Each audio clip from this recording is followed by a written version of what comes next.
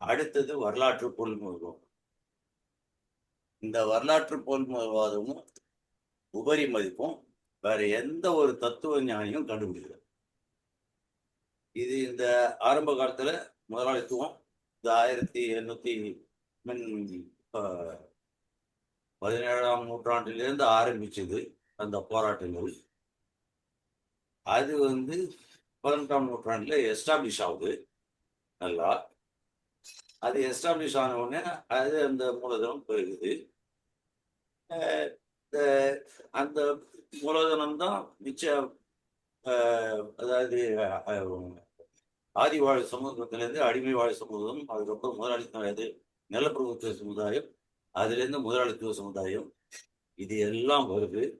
வந்தாலும் அந்த பழைய சமுதாயங்களுடைய மிச்ச சொச்சங்கள் புது சமுதாயத்தில் இருக்கும் அப்படின்னு சொன்னது. அதை ஒரு காலகட்டத்தில் மெதுவாக அதெல்லாம் போக்கும் அப்படின்னு சொல்லி இந்த வரலாற்று பொருள்முதலுக்கான காரணம் இந்த அடிமை சமுதாயம் ஏன் வந்தது, நிலப்பிரபுத்துவ சமுதாயம் ஏன் வந்தது, முதலாளித்துவ சமுதாயம் அடிப்படை கூறுகள். ஆதி சமூகத்திலிருந்து அடிமை வாழ சமுதாயம் வந்ததுன்னா முற்போக்கு. அடிமை சமுதாயத்திலிருந்து நிலப்பிரபுத்துவ சமுதாயம் ஒரு முற்போக்கான சமுதாயமான முற்போக்கான சமுதாயம். அதே நிலப்பிரபுத்துவத்தோட முதலாளித்துவம் முற்போக்கானதானாக்கா முற்போக்கானது. அப்போ முற்போக்கானது. அப்போ முதலாளித்துவ சமுதாயத்தை விட இன்னும் ஒரு முற்போக்கானது எது? சோசியலிச சமுதாயம். இதுதான் மார்க்ஸ் வந்தது. அப்போ இதுக்கு காரணம் அடிப்படை பண்புகள் அங்க வரும்போது இயக்கவியல்ல பார்க்கும்போது அங்க இருக்கக்கூடிய சுரண்டல், அந்த சுரண்டல் முறை தான் அங்க உபரி மதிப்பை ஏற்படுத்துது. இதுக்கு முன்னாடி மார்க்ஸுக்கு முன்னாடி அவர் வெறும ஏதோ ஒரு அப்போ இது இந்த முதலாளித்துவ முறை இது அத்தனைக்கும் பண்பு ரீதியா பார்க்க போனா இந்த உழைப்பு சுரண்டல் தான். இந்த சுரண்டல் முறை மாறும்போது சமுதாயம் மாறுது. அது ஒரு சமுதாயத்துல ஒரு விதமான சுரண்டல் முறையா இருக்கு. இந்த முதலாளித்துவ இதுக்கு முன்னாடி மார்க்ஸுக்கு முன்னாடி ஆடம் ஸ்மித், டேவிட் ரிகார்டோ அவங்க எல்லாம் முதலாளித்துவ நிபுணர்கள் தான், பொருளாதார நிபுணர்கள். உழைப்பு தான் மதிப்பை ஏற்படுத்துது அப்படின்னு சொன்னாலும் அவங்களால அது எப்படி ஏற்படுத்துது, எதனால் அது உருவாகுதுன்னு சொல்ல தெரியல. டேவிட் ரிகார்டோ அதை விட இன்னும் ஒரு படி போயிட்டாரு. ஆடம் ஸ்மித் பின்னாடி வரக்கூடிய ஆட்கள் கிட்ட ரெஸ்பான்சிபிலிட்டியை கொடுத்துட்டான்பா, நீங்க அதை கண்டுபிடிங்கன்னு விட்டாரு. ரிகார்டோ என்ன பண்ணிட்டாரு, இந்த மதிப்பு உழைப்பு தான் மதிப்பை ஏற்படுத்துது, அதுதான் கூலியாகவும் லாபமாகவும் மாறுது அப்படின்னு சொல்ல, வட்டியாகவும் மாறுது அப்படின்னு அவர் முடிச்சிட்டாரு. அப்போ மார்க்ஸ் ஒரு கேள்வி கேட்பார், யோ கூலி கொடுத்தாச்சு, உழைப்புக்கு ஏற்ற கூலி கொடுத்தாச்சுன்னா அது எப்படியா அங்க லாபமா வரும், எங்கேயா வட்டியா வரும் அப்படின்னு கேள்வி கேட்டா ஒரு பயலுக்கு பதில் வரும். அப்போதான் இந்த உபரி மதிப்பை கண்டுபிடிக்கிறாரு. அப்போ நீ 8 மணி நேரம் ஒருத்தன் வேலை செய்யறான், 10 மணி நேரம் வேலை செய்யறான்னா நீ கொடுக்குறது சம்பளம் 4 மணி நேரத்துக்கு மிச்சம் 6 மணி நேரம் உபரி உழைப்பு. அந்த உபரி உழைப்புல தான் உபரி மதிப்பு வருது. அந்த உபரி மதிப்பு தான் உனக்கு லாபமாகவும் வட்டியாகவும் நில வாடகையாகவும் புரியுது, வர்த்தக மூலதனத்துக்கு உண்டான கமிஷனாகவும் போகுது அப்படின்னு எல்லாம் சொல்லி கண்டுபிடிக்குவாரு. அப்போ எந்த முதலாளித்துவத்துலதான் சரக்கு உற்பத்தி, சரக்குன்னு சொல்லும் போது மிச்ச சமுதாயத்துல சரக்குன்னு ஒண்ணு இருக்கான்னாக்க அது ஒரு மாதிரி இருக்கு. ஆனா சரக்குக்கான ஒரு சமுதாயம் எதுனாக்க அது முதலாளித்துவ சமுதாயம். நிலப்பிரபுத்துவத்துல என்னன்னாக்க அதுல சப்சிஸ்டன்ஸ் எக்கானமி, அது போதுமான அளவு அதாவது விற்பதுக்கான ஒரு உற்பத்தி முறை இல்லை. உபரியா இருக்கக்கூடிய பொருளை தான் அங்க விற்பாங்க முதலாளித்துவம் இதுல நிலப்பிரபுத்துவம். ஆனா முதலாளித்துவ உற்பத்தியில தான் முக்கியத்துக்காக சரக்கு உற்பத்தி போடுறோம். இன்னைக்கு ஏதாவது ஒரு முதலாளி சாதிக்கிறான், எல்லாத்தையும் அவன் பைத்தியக்காரனுக்கு உண்டான மருந்தெல்லாம் தயாரிக்கிறான் எங்க மருத்துவத்துறையில. அவன் வீட்டுல அவன் அந்த பைத்தியக்காரத்துக்கு உண்டான மருந்தை எவ்வளவு சாப்பிட முடியும்? அவன் பைத்தியம் இல்லை, புட்சாலி. அவன் சுரண்டத்துக்கு தன்னுடைய மூலதனத்தை அவன் பயன்படுத்தி, அப்போ அவன் புட்சாலி. ஆனா அவன் பைத்தியக்காரனுக்கு உண்டான மருந்தை இது பண்றான், டானிக்குன்னு ஏதோ விற்கிறான், ஏதோ பண்றான். டாட்டா காரு உற்பத்தி பண்றாரு, அவர் எத்தனை காரை வச்சுக்க முடியும்? அப்போ இந்த விற்கிறதுக்கான ஒரு இதுதான் இந்த முதலாளித்துவத்துல ஒரு சரக்கு உற்பத்தி ஆகுது. அதுலதான் இந்த அண்ணா உபரி மதிப்பு ஏற்படுது. அந்த உபரி மதிப்பு தான் இப்படி போகும். அப்போ அந்த சரக்குக்கு வந்து ஒரு பரிவர்த்தனை மதிப்பு, பயன் மதிப்பு இருக்கு. அதே மாதிரி உழைப்புக்கும் பரிவர்த்தனை மதிப்பு, பயன் மதிப்புன்னு இருக்கு. இது ரெண்டும் சரக்குக்கு சரக்கு அந்த பரிவர்த்தனை மதிப்பு, பயன் மதிப்புன்றது மாறுபடும். அந்த மாறுபடுறதுலாம் ஒண்ணுத்துக்கு ஒண்ணு பரிவர்த்தனை ஆகுது. அந்த பரிவர்த்தனை எந்த அடிப்படையில ஏற்படுது அப்படின்னாக்க ஒண்ணே ஒண்ணுதான். அதுக்குள்ள அந்த சரக்குக்குள்ள இருக்கக்கூடிய உழைப்பின் மதிப்பு. அந்த உழைப்பின் மதிப்பு போக மிச்சம் அந்த ஒவ்வொரு மதிப்புல தான் அவனுக்கு வந்து இதாகுது. அப்போதான் இவர் என்ன பண்றாரு, காஸ்ட் பிரைஸ், அடக்க விலை, அதுக்கப்புறம் உற்பத்தி விலை, அதுக்கப்புறம் சந்தையில் இருக்கிற விலை அப்படின்னு சொல்லிட்டு கூலி விலை லாபம் அப்படின்னு ஒரு புக்கு. இதை வந்து ஆங்கில தொழிலாளிகளுக்கு, ஏன்னா இவங்க ரெண்டு பேரும் வந்து பிரிட்டன்ல தான் வேலை செஞ்சாங்க, தொழிலாளிகளை திரட்டினாங்க, தொழிலாளிகளை திரட்டி அவங்களுக்கு இதெல்லாம் போதிக்கிறாங்க. இது ஒரு நான் ஒர்க் ஷாப்னு சொல்லலாம், இல்லை ஒரு கன்வென்ஷன்ல கூலி விலை லாபம். உனக்கு கூலின்னா எவ்வளோ, விலைனா என்ன, லாபம் எப்படி ஏற்படுதுன்னு தொழிலாளிக்கு புரிய வைக்கணும். அதே மாதிரி கூலி விலை, மிச்சப்படி வேஸ்ட் லேபர் கேபிட்டல் அது சொல்றவர், கூலி, உழைப்பு, அதுக்கப்புறம் மூலதனம், இது எல்லாம் எப்படி வருது. அப்போ இது மூணு எப்படி வருதுன்னா, இது ரெண்டுத்தையும் இந்த ரெண்டு புக்கு, இந்த கேபிட்டல் மூலதனம் எழுதின புக்கோட சிம்பிளிஃபைடு ஃபார்ம், ஒரு அடிப்படை புக்கு இது ரெண்டும். சாதாரண ஒருத்தனுக்கு வந்து புரியல அப்படின்னாக்க இந்த ரெண்டு புக்கை படிச்சுட்டு வேஜ் லேபர் கேபிட்டல், மிச்சப்படி வேஜ் ப்ரைஸ் அண்ட் ப்ராஃபிட், இந்த ரெண்டு புக்கையும் படிச்சுட்டு மூலதனத்தை படிச்சாக்க மூலதனத்தை புரிஞ்சிக்கக்கூடிய ஒரு சக்தி இருக்கும். அதுல மார்க்ஸே சொல்றது என்னன்னு, ஃபர்ஸ்ட் வால்யூம் தான் கொஞ்சம் கஷ்டமா இருக்கும். ஃபர்ஸ்ட் வால்யூம் படிச்சு புரிஞ்சுட்டாக்க மிச்ச ரெண்டு வால்யூமும் ஒன்றும் பிரச்சனை இல்லை. முதல் வால்யத்துல நம்ம அடிப்படையா புரிஞ்சிக்க வேண்டியது உழைப்புக்கும் மூலதனத்துக்கும் உள்ள முரண்பாடு, எதிர்மறையின் ஒற்றுமையும் போராட்டமும் தான் அது இருக்கும். முதல் பக்கத்திலிருந்து கடைசி பக்கம் வரைக்கும் அந்த ஒற்றுமையும் மூலதனத்துக்கும் உழைப்புக்கும் உள்ள ஒற்றுமையும் போராட்டமும் தான் இருக்கும். மூலதனம் இல்லாம உழைப்பு இருக்க முடியாது, உழைப்பு இல்லாம மூலதனம் இருக்க முடியாது. அதுல ஒரு ஒற்றுமை இருக்கு, அதுல எதிர்மறை போராட்டமும் இருக்கு. இது ரெண்டாவது வால்யூம்ல ரொம்ப அழகா இந்த மூலதனம் எப்படி வளருது, அளவு மாற்றம் பண்பு மாற்றம் எப்படி இருக்கு, அதுக்கு முதல் வால்யத்துல இல்லையா அப்படின்னாக்க, முதல் வால்யத்திலும் மூலதனம் உருவாக்கும் போது அந்த சாப்டர்ல அது ஒரு சின்ன பகுதியா சொல்லுவார். ஆனா இதுலதான் வந்து அடிப்படையா என்ன சொல்லுவாரு, எப்படி வந்து வர்த்தக மூலதனம்னா எப்படி வருது, ஒரு முதலாளிக்கு எப்படி வந்து ஸ்டோரிங் கெப்பாசிட்டி வேணும், டிரான்ஸ்போர்டேஷன் எப்படி வேணும், மிச்சதெல்லாம் அப்படியே சும்மா மேனிஃபெஸ்டோல இருக்கிறது அப்படியே அங்க ரிஃப்ளெக்ட் ஆகும். ரொம்ப பிரமாதமா இருக்கும். குறிப்பா சொல்லணும்னா 238வது பக்கம் நான் சொல்றது மூலதனம் ஆங்கில புக்கு. 238வது பக்கத்துல நம்ம படிச்சோம்னாக்க அந்த ஃபுல் பேஜ்ல 2008 சப்ரைம் கிரைசிஸ் அமெரிக்காவில் நடந்த நெருக்கடி இல்லை, அது ரொம்ப அழகா விவரிச்சிருக்காரு. எவனாவது ஒரு முதலாளித்துவ நிபுணர் 1800 இவர் முதல் வால்யூம் எழுதிட்டு இறந்துட்டாரு. இவருடைய குறிப்பு வச்சுட்டு எங்கல்ஸ் 2வது வால்யூமும் 3வது வால்யூமும் எழுதிட்டாரு. எவனாவது உலகத்துல இப்படி முதலாளித்துவ வளர்ச்சியில இந்த பொருளாதார நெருக்கடி ஏற்படும் அப்படின்னு உலகத்துல எந்த தத்துவ ஞானியும் எழுதல. மார்க்ஸ் ஒருத்தர் தான் எழுதியிருக்கோம்.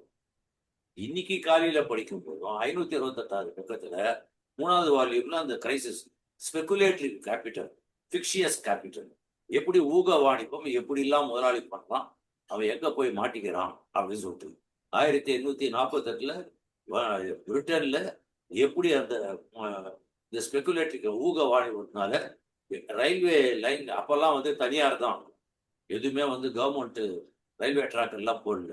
எப்படி வந்து ஊக வாணிபத்தினால அது எப்படி வந்து நெருக்கடியில் போய் நிற்குது. ஊக வாணிபம்னா என்ன, சரக்கு மாறல, சரக்கு பரிமாற்றம் நடக்குது, வெறும் அந்த மதிப்பை வந்து ஏத்திக்கிட்டே போறாங்க. ஒரு ஊக வாணிபமா பண்ணி சரக்கே போகாம ரயில்வே ட்ராக்கை தூக்கி நான் நீதி வந்து எனக்கு பணம் கொடுக்கலன்னு சொல்லிட்டு ரயில்வே ட்ராக்கை தூக்கி நான் போய் தனியாக விற்க முடியுமா ரவீந்திரகிட்ட? அவருக்கு எதுக்கு ரயில்வே ட்ராக்? அவருக்கு வேண்டியது உண்ண உணவும் இருக்க உணவும் போட்டு ட்ரெஸ்ஸும் வரும். அதே தான் வெங்கடேசன். அப்போ ஊக வாணிபத்தினால சரக்கு பரிமாற்றம் இல்ல, அங்க உபரி மதிப்பு ஏற்படல. அது வந்து வெறும ஒரு பிக்ஷியஸ் கேபிட்டல், கற்பனையில அது ஒரு முதலாளிகள் ஏற்படுத்தக்கூடியது. வரக்கூடிய லாப உபரி மதிப்பை இவங்க வந்து ஊக வாணிபமா மாத்துறதுனால வரக்கூடியது தான் பிரச்சனை அப்படின்னு இன்னைக்கு காலையில் கூட தேர்ட் வால்யூம் படிக்கும்போது நாங்கெல்லாம் படிச்சோம், அதை என்ஜாய் பண்றோம். அப்போ எந்த ஒரு முதலாளித்துவ பொருளாதார நிபுணராக சரி இந்த அளவுக்கு ஒருத்தங்க எழுதல. இதுல இன்னொன்னு சொல்லணும்னாக்க, இவருக்கு அப்புறம் வந்த ஜான் மேனார்ட் கெய்ன்ஸ், அவர் ஒரு பிரிட்டிஷ் பார்ன் அமெரிக்கன் எக்கானமிஸ்ட். பிரிட்டன்ல பிறந்து அமெரிக்கால இருந்த வாழ்ந்த ஒரு பொருளாதார நிபுணர். அவர் வந்து முதலாளித்துவத்தோட இது சொல்லும்போது டிப்ரெஷன், ஒரேடியா பொருளாதார தேக்கம், தாழ்வுனாலே அதுக்கப்புறம் அதுலேருந்து ரெக்கவரி, அதுலேருந்து மீளுது, அதுலேருந்து ஒரு பூம், அதுலேருந்து பெரும் வளர்ச்சி, திருப்பி அதுலேருந்து வந்து ரிசெஷன், அப்புறம் டிப்ரெஷன். இந்த சைக்கிள் மாறவே மாறாது. அவருடைய தியரி ஆஃப் எக்கனாமிக் டெவலப்மெண்ட்ல 2வது வால்யூம்ல 628வது பக்கத்துல இந்த சைக்கிள் சொல்றாரு. இந்த depression, recovery, boom, recession, depression, இது சைக்கிள். இது ஒருவன்லையும் அரசு தலையீடு இருக்க வேண்டும் அப்படின்றாரு. சோசியலிசத்துல அது அரசியல் தலையீடு தானே. ஏன்னா பகிர்வு அங்க சரியா இல்லை முதலாளித்துவத்துல. இங்க திட்டமிட்ட பகிர்வு இருக்கிறதுனால சோசியலிஸ்ட்ல அதை சமாளிக்க முடியுது, முதலாளித்துவத்தால அதை சமாளிக்க முடியுது. இதுதான் கரெக்டா இருக்கு. ஜான் மேனார்ட் கெய்ன்ஸ் அவங்க சொன்னது இங்க மார்க்ஸ் அவர் முன்னாடியே சொல்லிட்டாரு. ஏன் இது ஒன்றும் திட்டமிட்ட பொருளாதாரம் சோசியலிசம் ஏன் தேவை அப்படின்றது. ஸோ இந்த காரணத்தால் தான் மார்க்ஸ் சொன்னாரு. அதனால்தான் அன்னில இருந்து மேனிபெஸ்டோ ஏற்பட்டது ஐரோப்பாவில் ஒரு பூதம் கிளம்பியது. இது பூதமானா பூதம் தான். நம்மள வந்து எவனாவது பேய்ன்னு சொன்னாக்கா, ஆமா நான் பேய் பூதம் எல்லாம் நான் தான் அப்படின்னு நம்ம ஓப்பனா சொல்ல வேண்டியது தான். அப்போ அந்த மாதிரி ஒரு சுச்சுவேஷன்ல இந்த மார்க்ஸோட இது இன்னி வரைக்கும் யாராலையும் மறுக்க முடியல. எப்பேற்பட்ட பொருளாதார நிபுணராலையும் மறுக்க முடியல.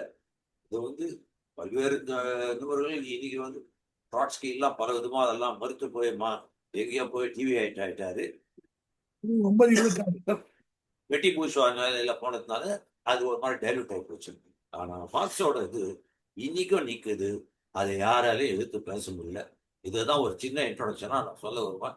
அதை விட நமக்கு முன்னாடி இருக்கக்கூடிய தோழர் விஎம்எஸ் எதிர்க்க நான் இதெல்லாம் அவர்கிட்ட கத்துண்டு அவர் முன்னாடியே நான் அவர் எதிர்க்க சொல்றேன். அப்படியே சொல்லக்கூடாது. நீங்க அந்த புத்தகத்தை படிக்காமலே பேசக்கூடாது.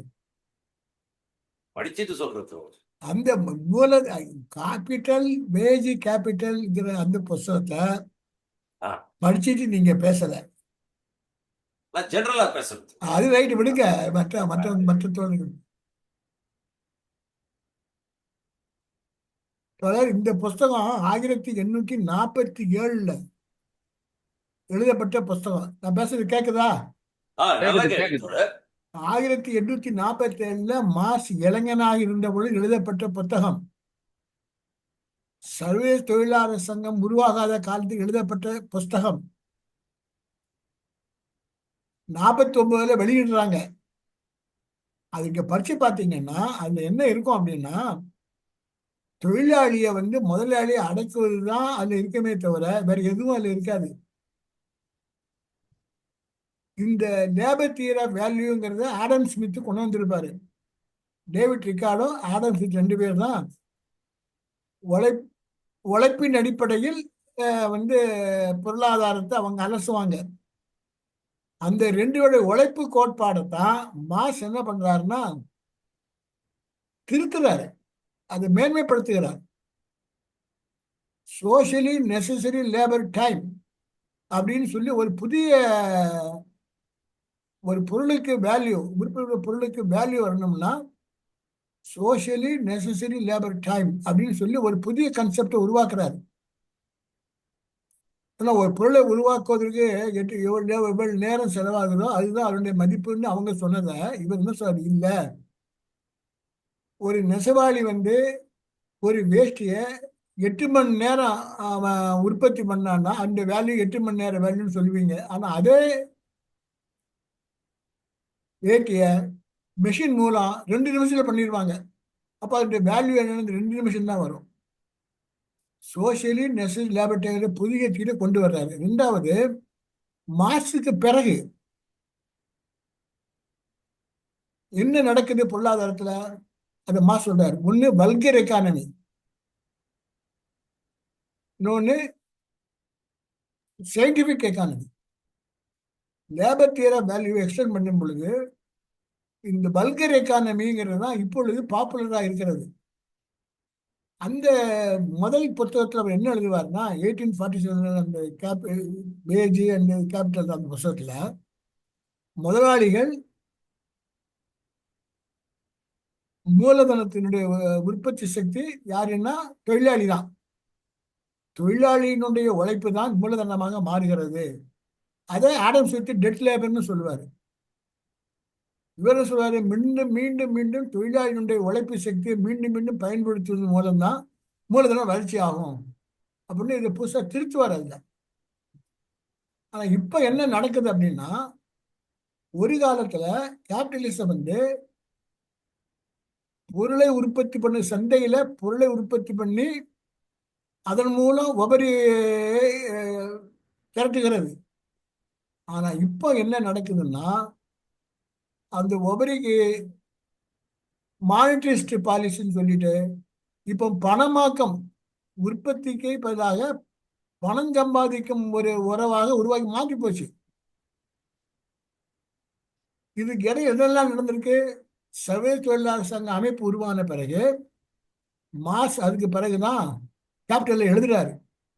அங்கதான் அவர் கண்டுபிடிக்கிறார் வர்க்க போராட்டத்தினுடைய கூர்மனை. அப்பதான் அவருக்கு தெளிவா தெரியுது.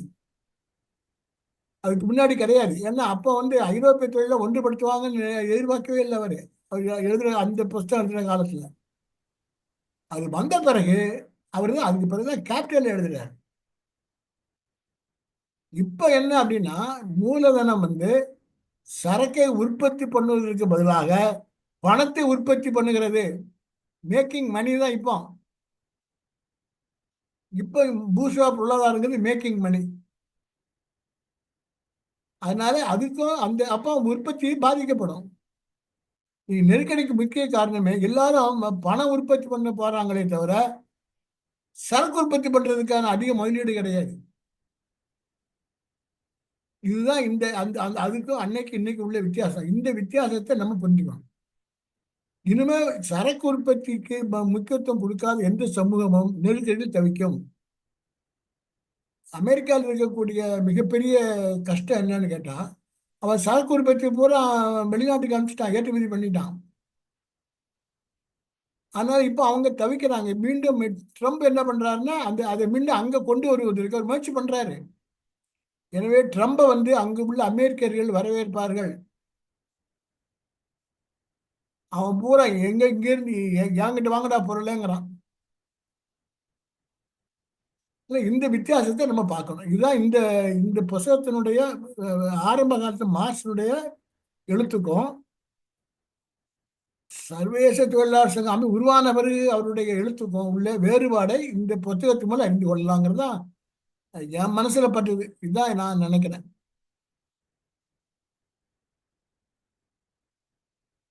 தோழர்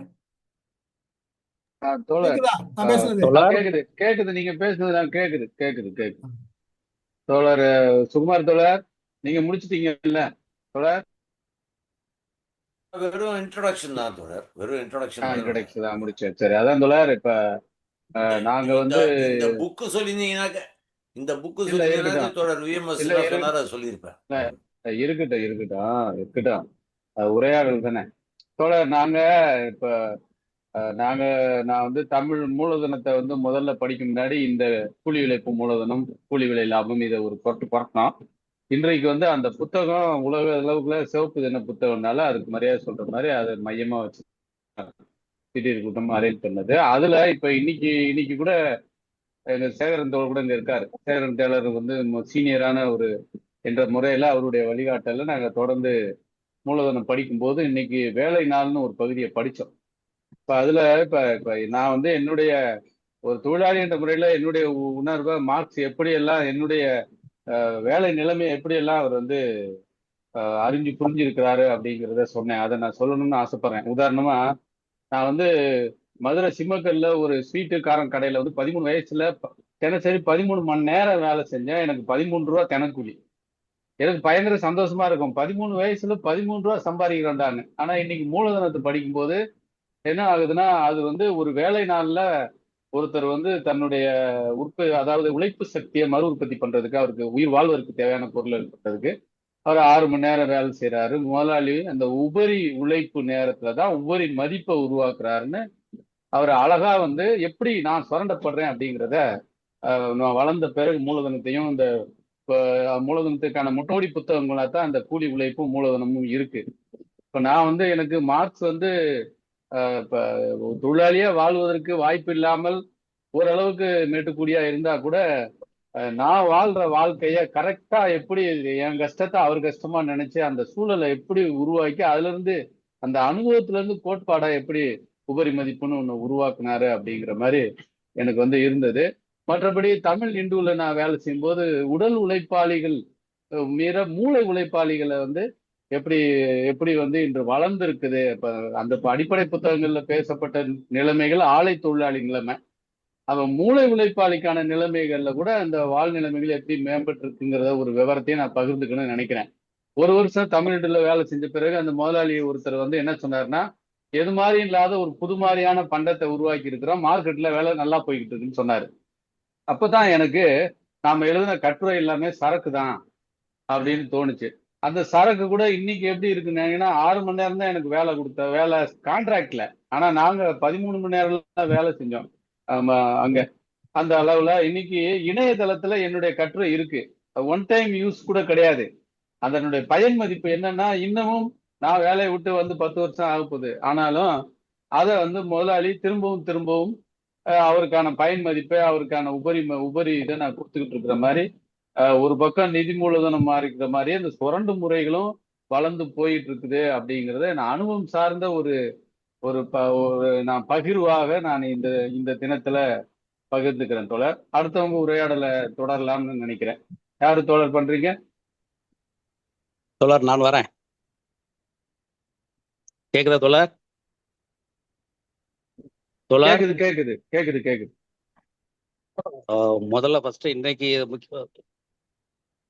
இந்த வழக்கமான இந்த சிவப்பு புத்தக தினம் வந்து சர்வதேச ரீதியில இன்றைக்கு கடைபிடிச்சுப்பட்டு இருந்தா கூட நான் எப்படி பார்க்குறேன்னா, இந்த நூற்றாண்டின் இந்த வருஷங்கிறது இடதுசாரிகளுக்கு மிக முக்கியமான ஆண்டாக நான் இந்த வருஷத்தை பார்க்குறேன். ஏன்னா அது ஐரோப்பாவிலும் சரி உலகெங்கும் சரி இடதுசாரி கட்சிகள் தோற்று கொண்டு இருந்தா கூட இடதுசாரி சித்தாந்தங்கள் மக்கள் மத்தியில் ஜெயிச்சுக்கிட்டே இருக்கிறது. அதன் அடிப்படையில தான் நம்ம இந்த இந்த இன்னைக்கான இதை நான் என்னோட பொருத்தி கார்ல் மார்க்ஸ் எப்படி நீதிராஜன் வாழ்க்கையோட சம்மந்தப்பட்டாரோ அதே மாதிரி கார்ல் மார்க்ஸ் வந்து என்னை போன்றவர்கள் ஒரு சிறு குறு நடுத்தர தொழிலாளிகள் அனைத்து பகுதி மக்களுடைய வாழ்க்கையில நேரடியாக அவரே வாழ்ந்தது போல எழுதியிருக்காரு. அப்படிங்கிற அடிப்படையில இந்த கூலி விலை லாபத்துல அந்த லாபம் அப்படிங்கிறதுல நான் அதை எடுத்துக்கிட்டு அந்த லாபத்துல உபரி மதிப்பு அப்படிங்கிறத மட்டும் அதை பார்க்குறேன். அது வந்து நான் பேசுறதுல சில தவறுகள் இருக்கும். என்னுடைய அடிப்படையில் நான் சொன்னா கூட தோழர் பேராசிரியர்கள் இருக்காங்க, அதை கரெக்ட் பண்ணி சொல்லணும் அப்படின்னு நான் கேட்டுக்கிறேன். நான் வந்து இதை எப்படி பார்க்குறேன்னா, இந்த லாபத்தின் உற்பத்திக்கு அடிப்படையாக காரணமாக இருப்பது உபரி மதிப்பு. இந்த உபரி மதிப்பை நம்ம வந்து பாக்ஸ் எப்படி சொல்றாருன்னா, இதை 2 வகையா பிரிக்கிறார். நம்ம இயக்கவியல் வகுப்பு அப்படிங்கிறதுனால அதையும் இயக்கவியல் ரீதியாகவே நான் எனக்கு தெரிஞ்ச இதில் சொல்றேன். இந்த இயக்கவியல் ரீதியாக பார்க்கும்போது இந்த உபரி மதிப்பு என்பது absolute surplus value, relative surplus வேல்யூன்னு சொல்லிட்டு மார்க்ஸ் 2ஆ பிரிக்கிறார். இதுல அப்சல்யூட் சர்ப்ளஸ் வேல்யூவும் ரிலேட்டிவ் சர்ப்ளஸ் வேல்யூமே ஒன்றுக்கு ஒன்று எதிரானது. முதல்ல நம்ம அதை இயக்கவியல் ரீதியாக அதை புரிஞ்சுக்கணும். ஆனா ரெண்டுமே ரிசல்ட் வந்து லாபத்தை நோக்கி போகுது. அப்ப அப்சல்யூட் சர்ப்ளஸ் வேல்யூனா நம்ம என்ன, அது எப்படி கிரியேட் ஆகுது அப்படின்னு பார்த்தீங்கன்னா, எங்களுடைய அனுபவத்தில் நான் ஒரு ஸ்மால் ஸ்கேல் இண்டஸ்ட்ரியா இருக்கும்போது ஒரு மீடியம் செக்டரா இருக்கும்போது இந்த அப்சல்யூட் சர்ப்ளஸ் அப்படிங்கிறது என்ன வருதுன்னா, வேலை நேரத்தை இன்க்ரீஸ் செய்வதன் மூலம், அதாவது தொழிலாளியினுடைய உழைப்பை நேரடியாக சுரண்டுவதன் மூலமும் அவனுக்கு கொடுக்கக்கூடிய சலுகைகளை குறைப்பதன் மூலம், இவை எல்லாமே டைரக்ட் ஓவர்ஹெட்ஸ் தான். இது குறைப்பதன் மூலமாக கிடைக்கக்கூடிய உபரி மதிப்பு தான் அப்சல்யூட் சர்ப்ளஸ் வேல்யூ அப்படிங்கிறது. ஆக இது வந்து டைரக்ட் ஆனது, இதை வந்து நீங்க மானிட்டர் பண்ணிட முடியும். இன்னொன்று வந்து ரிலேட்டிவ் சர்ப்ளஸ் வேல்யூன்னு இருக்கு. அப்ப இது ரெண்டும் நேர் எதிர் அப்படின்னு சொல்றேன். ஏன் சொல்றேன்னா, இந்த அப்சல்யூட் சர்ப்ளஸ் வேல்யூ வந்து என்ன செய்யும்னா, இப்ப நாங்க வந்து என்ன பண்ணிட்டு இருக்கிறோம், 12 மணி நேரம் வேலை வச்சிருக்கிறோம், நார்த் இந்தியன் ஒர்க்கர் கம்பெனில வச்சிருக்கிறோம். என் சொந்த அனுபவங்கள்ல இருந்தே வரந்துள்ளார். என்னை போன்ற கம்பெனிகளுக்காக கார்ல் மார்க்ஸ் சொன்னதை அப்படியே படிச்ச மாதிரி சொல்றேன். 12 மணி நேர வேலை என்பது என்னுடைய தொழிற்சாலையில இருக்குது. நார்த் இந்தியன் ஒர்க்கர்ஸ்க்கு மட்டும், தமிழ் பீப்புள்ஸ் கிடையாது. ஏன்னா கிடையாது, ரொம்ப கம்மியான பேர் வேலை பண்றாங்க. அப்ப அதுல நேரடியாக அந்த 4 மணி நேர உழைப்பு சுரண்டல் என்பது நாங்க உட்படுத்திக்கிட்டு இருக்கிறோம். சரியா? அப்ப அதே நேரத்தில் இன்னொன்று வாங்க, அந்த அப்சல்யூட் இதுல வந்து ரெண்டாவது என்னதுன்னா, இருக்கக்கூடிய சிறு தொழில், அந்த தொழில் முனைவோரும் சேர்ந்து வேலை செய்ய வேண்டிய ஒரு கட்டாயம் இருக்கு. அதாவது வந்து அப்ப என்ன செய்யணும்னா, இவர் 12 மணி நேரம் வேலை செய்யணும்னா அவர் செய்ய மாட்டார். அவர் 8 மணி நேரத்துக்கு மேல டிமிக்கி அடிப்பார். அப்ப நம்ம என்ன செய்யணும், நாமளும் 14 மணி நேரம் அங்க உட்கார வேண்டிய நிர்பந்தம் வரும். ஆக இது ஒரு குடும்ப ஒரு சிஸ்டம் மாதிரி ஆக வேலை செய்ய வேண்டியிருக்கும். அப்ப இது வந்து எப்படின்னா, பழைய பட்டறை தொழில் மாதிரி ஆக சிறு தொழில் புரிவோரும் இவரெல்லாம் சேர்ந்து எனக்கூடிய ஒரு மறுமுனையில் என்னன்னா காம்படிஷன் ஹெவியா இருக்கு. இதற்கு எதிர்முனையில இதுக்கு கான்ட்ரடிக்ஷனா இருக்கக்கூடியது பெரிய பெரிய இயந்திரங்களை வச்சுட்டு பண்ணக்கூடிய பெரும் முதலாளிகள் இருக்கு. அவர்களுக்கு எதிராக பண்ணும்போது இந்த சிறு தொழில்கள் வந்து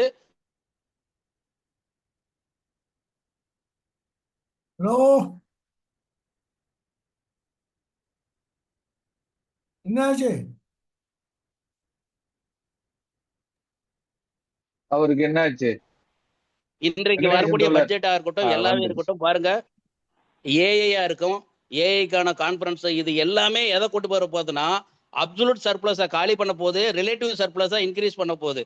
ஆக ரிலேட்டிவ் சர்ப்ளஸை இன்க்ரீஸ் ஆகும்போது என்ன நடக்கும்னா, இதனுடைய எஃபெக்ட் எப்படி வரும்னா, ரிலேட்டிவ் சர்ப்ளஸ் வேல்யூ இன்க்ரீஸ் ஆகும்போது என்ன நடக்கும் அப்படின்னா, இது வந்து மறைமுகமா தான் அது லாபத்தை கொண்டு போயிருக்கு. இது எப்படி ரிலேட்டிவ் சர்ப்ளஸ் வேல்யூ எப்படி கொண்டு வராங்கன்னா, அது இன்டென்சிபிகேஷன் ஆஃப் த ப்ரொடக்டிவிட்டி, அதாவது வந்து உற்பத்தி திறனை அதிகரிப்பது எப்படின்னா, நவீன இயந்திரங்களை புகுத்துவது, நவீன இயந்திரங்களை புகுத்து நவீன டெக்னாலஜிகளை புகுத்துவதன் மூலமாக சோசியலி நெசசரி லேபர் டைம் அப்படின்னு அவர் அந்த கான்செப்டை புகுத்துறாரு மார்க்ஸ். ஆமா, அந்த இடத்துல வந்து வரும்போது நவீன இயந்திரங்களும் நவீன டெக்னாலஜியும் புகுத்த வேண்டிய ஒரு கட்டாயத்துக்கு இன்னைக்கு வந்து சிறு தொழில்கள் தள்ளப்படுகிறது. அப்ப ரிலேட்டிவ் சர்ப்ளஸுக்கு அப்சல்யூட் சர்ப்ளஸ் காலியாகி ரிலேட்டிவ் சர்ப்ளஸுக்கு மாற வேண்டிய ஒரு டைலெட்டிக்கலி ஒரு முரண்பாடான ஒரு மாறக்கூடிய நிலையில நமக்கு இன்றைக்கு இந்தியாவினுடைய சிறு தொழில்கள், சிறு மற்றும் குறுந்தொழில்கள் நிலைமை நடந்துகிட்டு இருக்கு. ஆக நீங்க ஒரு பக்கம் அப்சல்யூட், இன்னொன்னு பக்கம் ரிலேட்டிவ் சர்ப்ளஸ், இந்த ரெண்டு சர்ப்ளஸுக்கும் நீங்க அப்சல்யூட் சர்ப்ளஸ்ன்னு பாத்தீங்கன்னா, டைரக்டா நான் என்ன வித்தியாசம் டேபிள் பண்ணோம்னா, அப்சல்யூட் சர்ப்ளஸ் வந்து நேரத்தை ஒர்க்கிங் டைமை இன்க்ரீஸ் பண்றது, ரெண்டாவது வந்து டைரக்டா வெளிப்படையானது, இது மூணாவது வந்து மனித சக்தியை சார்ந்தது, நாலாவது லோ கேபிட்டல். இது வந்து அப்சல்யூட் சர்ப்ளஸ்ல. ரிலேட்டிவ் சர்ப்ளஸ்ல பாத்தீங்கன்னா, உற்பத்தி திறனை அதிகரிப்பது அப்படின்னா வேலை நேரத்தை குறைப்பது, லேட்டஸ்ட் டெக்னாலஜி அல்லது வந்து மெஷினரியை இம்ப்ரூவ் பண்றது, அந்த மாதிரி. இதோட டைரக்டா இல்ல மறைமுகமானது. இது வந்து ஹியூமன்ல மெஷினரியை ஃபுல் அண்ட் ஃபுல் மெஷினரியை டிபெண்ட் பண்ணியிருக்கும். அப்சல்யூட் சர்ப்ளஸ்ங்கிறது மேன் பவரை டிபெண்ட் பண்ணியிருக்கும். ரிலேட்டிவ் சர்ப்ளஸ்ங்கிறது மெஷினரி டெக்னாலஜியை டிபெண்ட் பண்ணியிருக்கும். இதுக்கு ஹை கேபிட்டல் இருக்கும். இது ரெண்டுமே வந்து பாத்தீங்கன்னா டயலெக்டிக்ல unity and struggle of the opposite அப்படிங்கிற நம்ம விதிக்குள்ளதான் இந்த ரிலேட்டிவ் சர்ப்ளஸும் ஆப்போசிட் அப்சல்யூட் சர்ப்ளஸும் அப்படிங்கிற இருக்குங்கிறத நான் பார்க்குறேன். ரெண்டாவது வந்து அடுத்த விதி பார்த்தீங்கன்னா, நீங்கள் வந்து அந்த குவான்டிட்டி டு குவாலிட்டி மாறுது இல்லையா, அதில் வந்து பார்த்தீங்கன்னா இந்த அப்சல்யூட் சர்ப்ளஸ்ங்கிறது வந்து ஒரு கட்டத்தில் தானாகவே வந்து ரிலேட்டிவ் சர்ப்ளஸுக்கு மாற வேண்டிய சூழல். நான் அதை தான் சொன்னேன். நம்ம வந்து அந்த இயந்திரங்களை மாற்ற வேண்டிய, தொழில் தன்மையை மாற்ற வேண்டிய ஒரு சூழலுக்கு வந்துகிட்டு இருக்கு. அது இந்தியாவினுடைய இன்றைய நிலைமையில இருக்கிறோம். அப்ப இன்றைக்கு இந்த சிவப்பு புத்தகத்தை நம்ம பார்க்கும்போது, இந்தியாவோட தன்மைக்கு ஏற்றபடி நம்ம பார்க்கும்போது இது நமக்கான சூழலா இருந்துகிட்டு இருக்கு. இதுக்கான எக்ஸாம்பிள் நான் சொல்றேன். இப்ப சீன பொருட்கள் உள்ள வருது. சீன பொருட்களோ வெளிநாட்டு பொருட்களோ உள்ள வரும்போது, ஐரோப்பிய பொருட்கள், அமெரிக்க பொருள்லாம் உள்ள வரப்போகுது. அப்ப நாங்க என்ன பண்ண வேண்டியது இருக்கு, ஆட்டோமேட்டிக்காக நாங்க வந்து டெக்னாலஜி அப்கிரேடேஷன் போகணும். அதே மாதிரி டெக்னாலஜி அப்கிரேடேஷன் மட்டும் இல்ல, சேஞ்ச் ஆஃப் நியூ டெக்னாலஜியை நான் இன்வென்ட் பண்ணணும். அப்படி பண்ணுனா தான் நாங்க வந்து நிக்க முடியும். அப்ப இந்த காலகட்டம் என்பது வந்து சிறு மற்றும் குறு தொழில்களுக்கு வந்து டெக்னாலஜி அப்கிரேடேஷன் மற்றும் அவர் வந்து புதிய புதிய கண்டுபிடிப்புகளை, அதாவது நாங்க இங்க மார்க்கெட்ல நிக்கணும்னா நாங்க இதெல்லாம் செஞ்சாக வேண்டிய ஒரு சூழலை இந்த அந்த அளவிலிருந்து பண்பு மாற்றம் உருவான விதிக்குள்ள இந்த சர்ப்ளஸ் வேல்யூ நான் பாக்குறேன். அடுத்தது வந்து மூணாவது இது பாத்தீங்கன்னா, இந்த அப்சல்யூட் ரிலேட்டிவ் சர்ப்ளஸ் இருக்கு இல்லைங்களா, இது வந்து அப்சல்யூட் சர்ப்ளஸ் அப்படிங்கிற ஒரு ஸ்டேஜை நெகேட் பண்ணி தான் வருது. ஆக நெகேஷன் ஆஃப் நெகேஷன்ங்கிற லால நீங்க பாத்தீங்கன்னாலும் இந்த சர்ப்ளஸ் அப்படிங்கிறது வந்து இந்த ரிலேட்டிவ் சர்ப்ளஸ்ங்கிற கான்செப்ட் வந்து அப்சல்யூட் சர்ப்ளஸ் வேலையை நெகேட் பண்ணி தான் இந்த ஸ்டேஜுக்கு வருது. அப்ப இந்த மாதிரி ஒரு காலகட்டங்கள்ல தான் நம்ம இருந்துகிட்டு இருக்கிறோம். இதை வந்து இன்றைக்கான இந்த புத்தக நாள்ல நான் படிச்சது வந்து நான் நினைவுபடுத்திக்கிட்டது வந்து இந்த தோழர்கள் எடுத்த வகுப்புகள்ல இருந்து இந்த சர்ப்ளஸ் வேல்யூ அப்படிங்கிறதுல மட்டும்தான் நான் எடுத்துக்கிட்டு இருக்கிறேன். இன்றைக்கான இந்தியாவுடைய கரண்ட் ஸ்டேட்டஸ் நீங்க எடுத்து பாத்தீங்கன்னா இன்னொன்னு இருக்கு. இந்த ரிலேட்டிவ் சர்ப்ளஸ் வேல்யூ இருக்கு இல்லைங்களா, இதனுடைய சீக்வன்ஸ் எங்க போய் நிக்கும்னா, மெஷினரிஸ் இன்க்ரீஸ் ஆக வந்து என்ன ஆகும்னா வேலையில இப்ப ஜாப்லெஸ் உண்டாகும் போது என்ன மாதிரி ஜிக் ஒர்க்கர்ஸுடைய எண்ணிக்கை பெருகும். ஸ்விக்கி, சொமோட்டோ இவங்க மாதிரிப்பட்ட அந்த கால் டாக்ஸி ஓட்டுறவங்க, டெலிவரி பாய்ஸ், இந்த மாதிரி வேலைகளுடைய எண்ணிக்கை பெருகும். அப்ப இந்த ரிலேட்டிவ் சர்ப்ளஸும் இது மறுக்கப்பட்டு இன்னொரு நிலைக்கு மாற வேண்டி இருக்கும். அது என்ற மாதிரி நிலை என்ன அப்படின்னு நீங்க பாத்தீங்கன்னா, ஒரு கோஆபரேட்டிவ் சிஸ்டமா இருக்கலாம், அல்லது வந்து அது ஒரு சோசியலிஸ்ட் கவர்மெண்ட்டுக்கு போற மாதிரி ஒரு இதாவா இருக்கலாம், ஒரு கலப்பு பொருளாதாரத்துக்கு போக வேண்டியது இருக்கும். இதை நான் எப்படி பாக்குறேன்னா, ஆக ஒரு ஸ்டேட் கேபிட்டல், ஒரு முதலாளித்துவ பிரைவேட் கேபிட்டல்ங்கிற நிலையை மறுத்து, பிரைவேட் கேபிட்டல் ஸ்டேட் கேபிட்டல் இது இரண்டு நிலைகளை மறுத்து ஸ்டேட் கண்ட்ரோல்டு கேபிட்டல்னு ஒன்று உருவாகி இருக்கு இல்லையா. இப்ப இந்த உலகத்தை ஆண்டுகிட்டு இருக்கு. அதே மாதிரி இன்றைக்கு இன்னைக்கு சிறு தொழில்கள் குறுந்தொழில்கள் ஆகிய நாங்க எங்களை போன்றவர்கள் அப்சல்யூட் சர்ப்ளஸ் வேல்யூல இருந்து காலியாகி ரிலேட்டிவ் சர்ப்ளஸுக்கும் வந்துட்டு இது ரெண்டுக்குமான நடுக்கண்டமான போராட்டத்தில் இந்த நாடே சிக்கி இருக்கும் போது நாங்க வந்து இது ரெண்டுக்கும் நடுவில் ஊசலாடிக்கிட்டு இருக்கோம் அப்படிங்கிற மாதிரி நான் பாக்குறேன் தோழர். இடதுசாரிகளுக்கான ஆண்டாக இந்த ஆண்டு இருக்கும். இந்த வருஷங்கள் வந்து உலகம் முழுவதும் இருக்குது. இப்ப கூட பெல்ஜியத்துல வந்து கம்யூனிஸ்ட் கட்சி இடதுசாரிகள் ஜெயிச்சிருக்காங்கன்னு சொல்லி நம்ம சந்தோஷமா போட்டுட்டு இருக்கிறோம். அதே சமயத்தில் ஒரே ஒரு பார்வை பார்க்க வேண்டியது இருக்கு. பெல்ஜியத்தில் ஜெயிச்ச அந்த இடதுசாரி கட்சியானது யுத்தத்தை நடத்தி கொண்டு இருக்கிறது. அதையும் நம்ம பார்க்க வேண்டியது இருக்கு. உக்ரைனுக்கு ஆதரவாக ஆயுதங்களை கொடுப்பது தொடரும் என்று சொல்லியிருக்கிறாங்க. ஆக நம் உலகம் முழுவதும் இருக்கக்கூடிய இடதுசாரி சித்தாந்தங்களின் அடிப்படையில் வெற்றி பெற்று கொண்டிருந்தா கூட இந்த மாதிரி போக்குகளும் நிலவுது அப்படிங்கிறத நம்ம கருத்தில் கொள்ள வேண்டியது இருக்கு. நான் பேசுனதுல ஏதாவது தவறுகள் இருந்ததுன்னா தோழர்கள் விஎம்எஸ் பேராசிரியர்கள் இருக்காங்க, தோழர் சுகுமார் இருக்காங்க, கரெக்ட் பண்ணுங்க. நன்றி தோழர். அடுத்து ரவீந்திரன் ஏதாவது சொல்றீங்களா?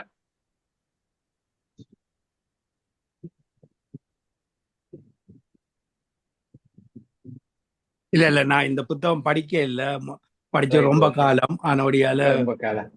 ஆமா. தோழர் சேகரன் தோழர் பேசுறீங்களா ஏதாவது?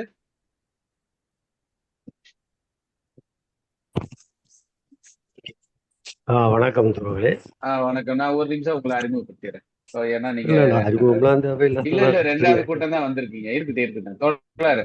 இப்ப தோழர் ஏற்கனவே ஒரு முறை வந்திருக்காங்க. தோழர் வந்து கொஞ்சம் மூலதன வாசிப்புல சீனியரு. அவருடைய வழிகாட்டல் அடிப்படையில தான் நாங்க வந்து தமிழ் மூலதனத்தை வாசிச்சுட்டு இருக்கோம் வாரம். அந்த வகையில அவர் இந்த அரசியல் பொருளாதார அடிப்படையில் ஒரு ஆழமான பயிற்சி எடுத்திருக்கிறார். சேகரனும் பேசுறாரு. சொல்லுங்க. ஓகே, நன்றி தோழர்களே. தோழர் வெங்கடேசன் ஒரு கருத்தை சொல்லியிருக்காங்க.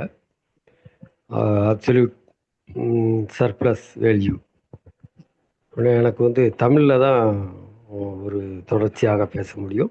ஆங்கில வார்த்தைகளை புரிகிறது கூட எனக்கு கொஞ்சம் லேட்டாகும். என்ற அடிப்படையில் அதை அவர் வந்து அறுதி உபரிமதிப்பு, ஒப்பீட்டு உபரிமதிப்பு, இந்த ரெண்டு அம்சங்களையும் தோழர் வந்து சுட்டி காட்டுறார். ஒரு இடத்துல மார்க் சொல்கிறார், ஒப்பீட்டு உபரி மதிப்பு என்பது ஒரு ஹம்பக் அப்படின்னு சொல்கிறார். ஒரு கட்டத்தில் சொல்கிறார். இப்போ அறுதி உபரி மதிப்புக்கும் ஒப்பீட்டு உபரி மதிப்புக்கும் ஒரு முரண்பாடு இருப்பதாக தோழர் சொல்வதை வந்து நான் மறுக்கிறேன். அது அப்படி அல்ல என்பதாக நான் புரிந்திருக்கேன். என்ன விஷயம் அப்படின்னா, இப்போ துவக்கத்தில் முதலாளித்துவ வளர்ச்சியின் போது அங்கு வந்து அறுதி உபரி மதிப்புக்கான ஒரு முதலாளிகளுடைய பார்வை அல்லது அவர்களுடைய குறி என்பது இருக்கு. வேலை நேரத்தை அதிகப்படுத்துவது.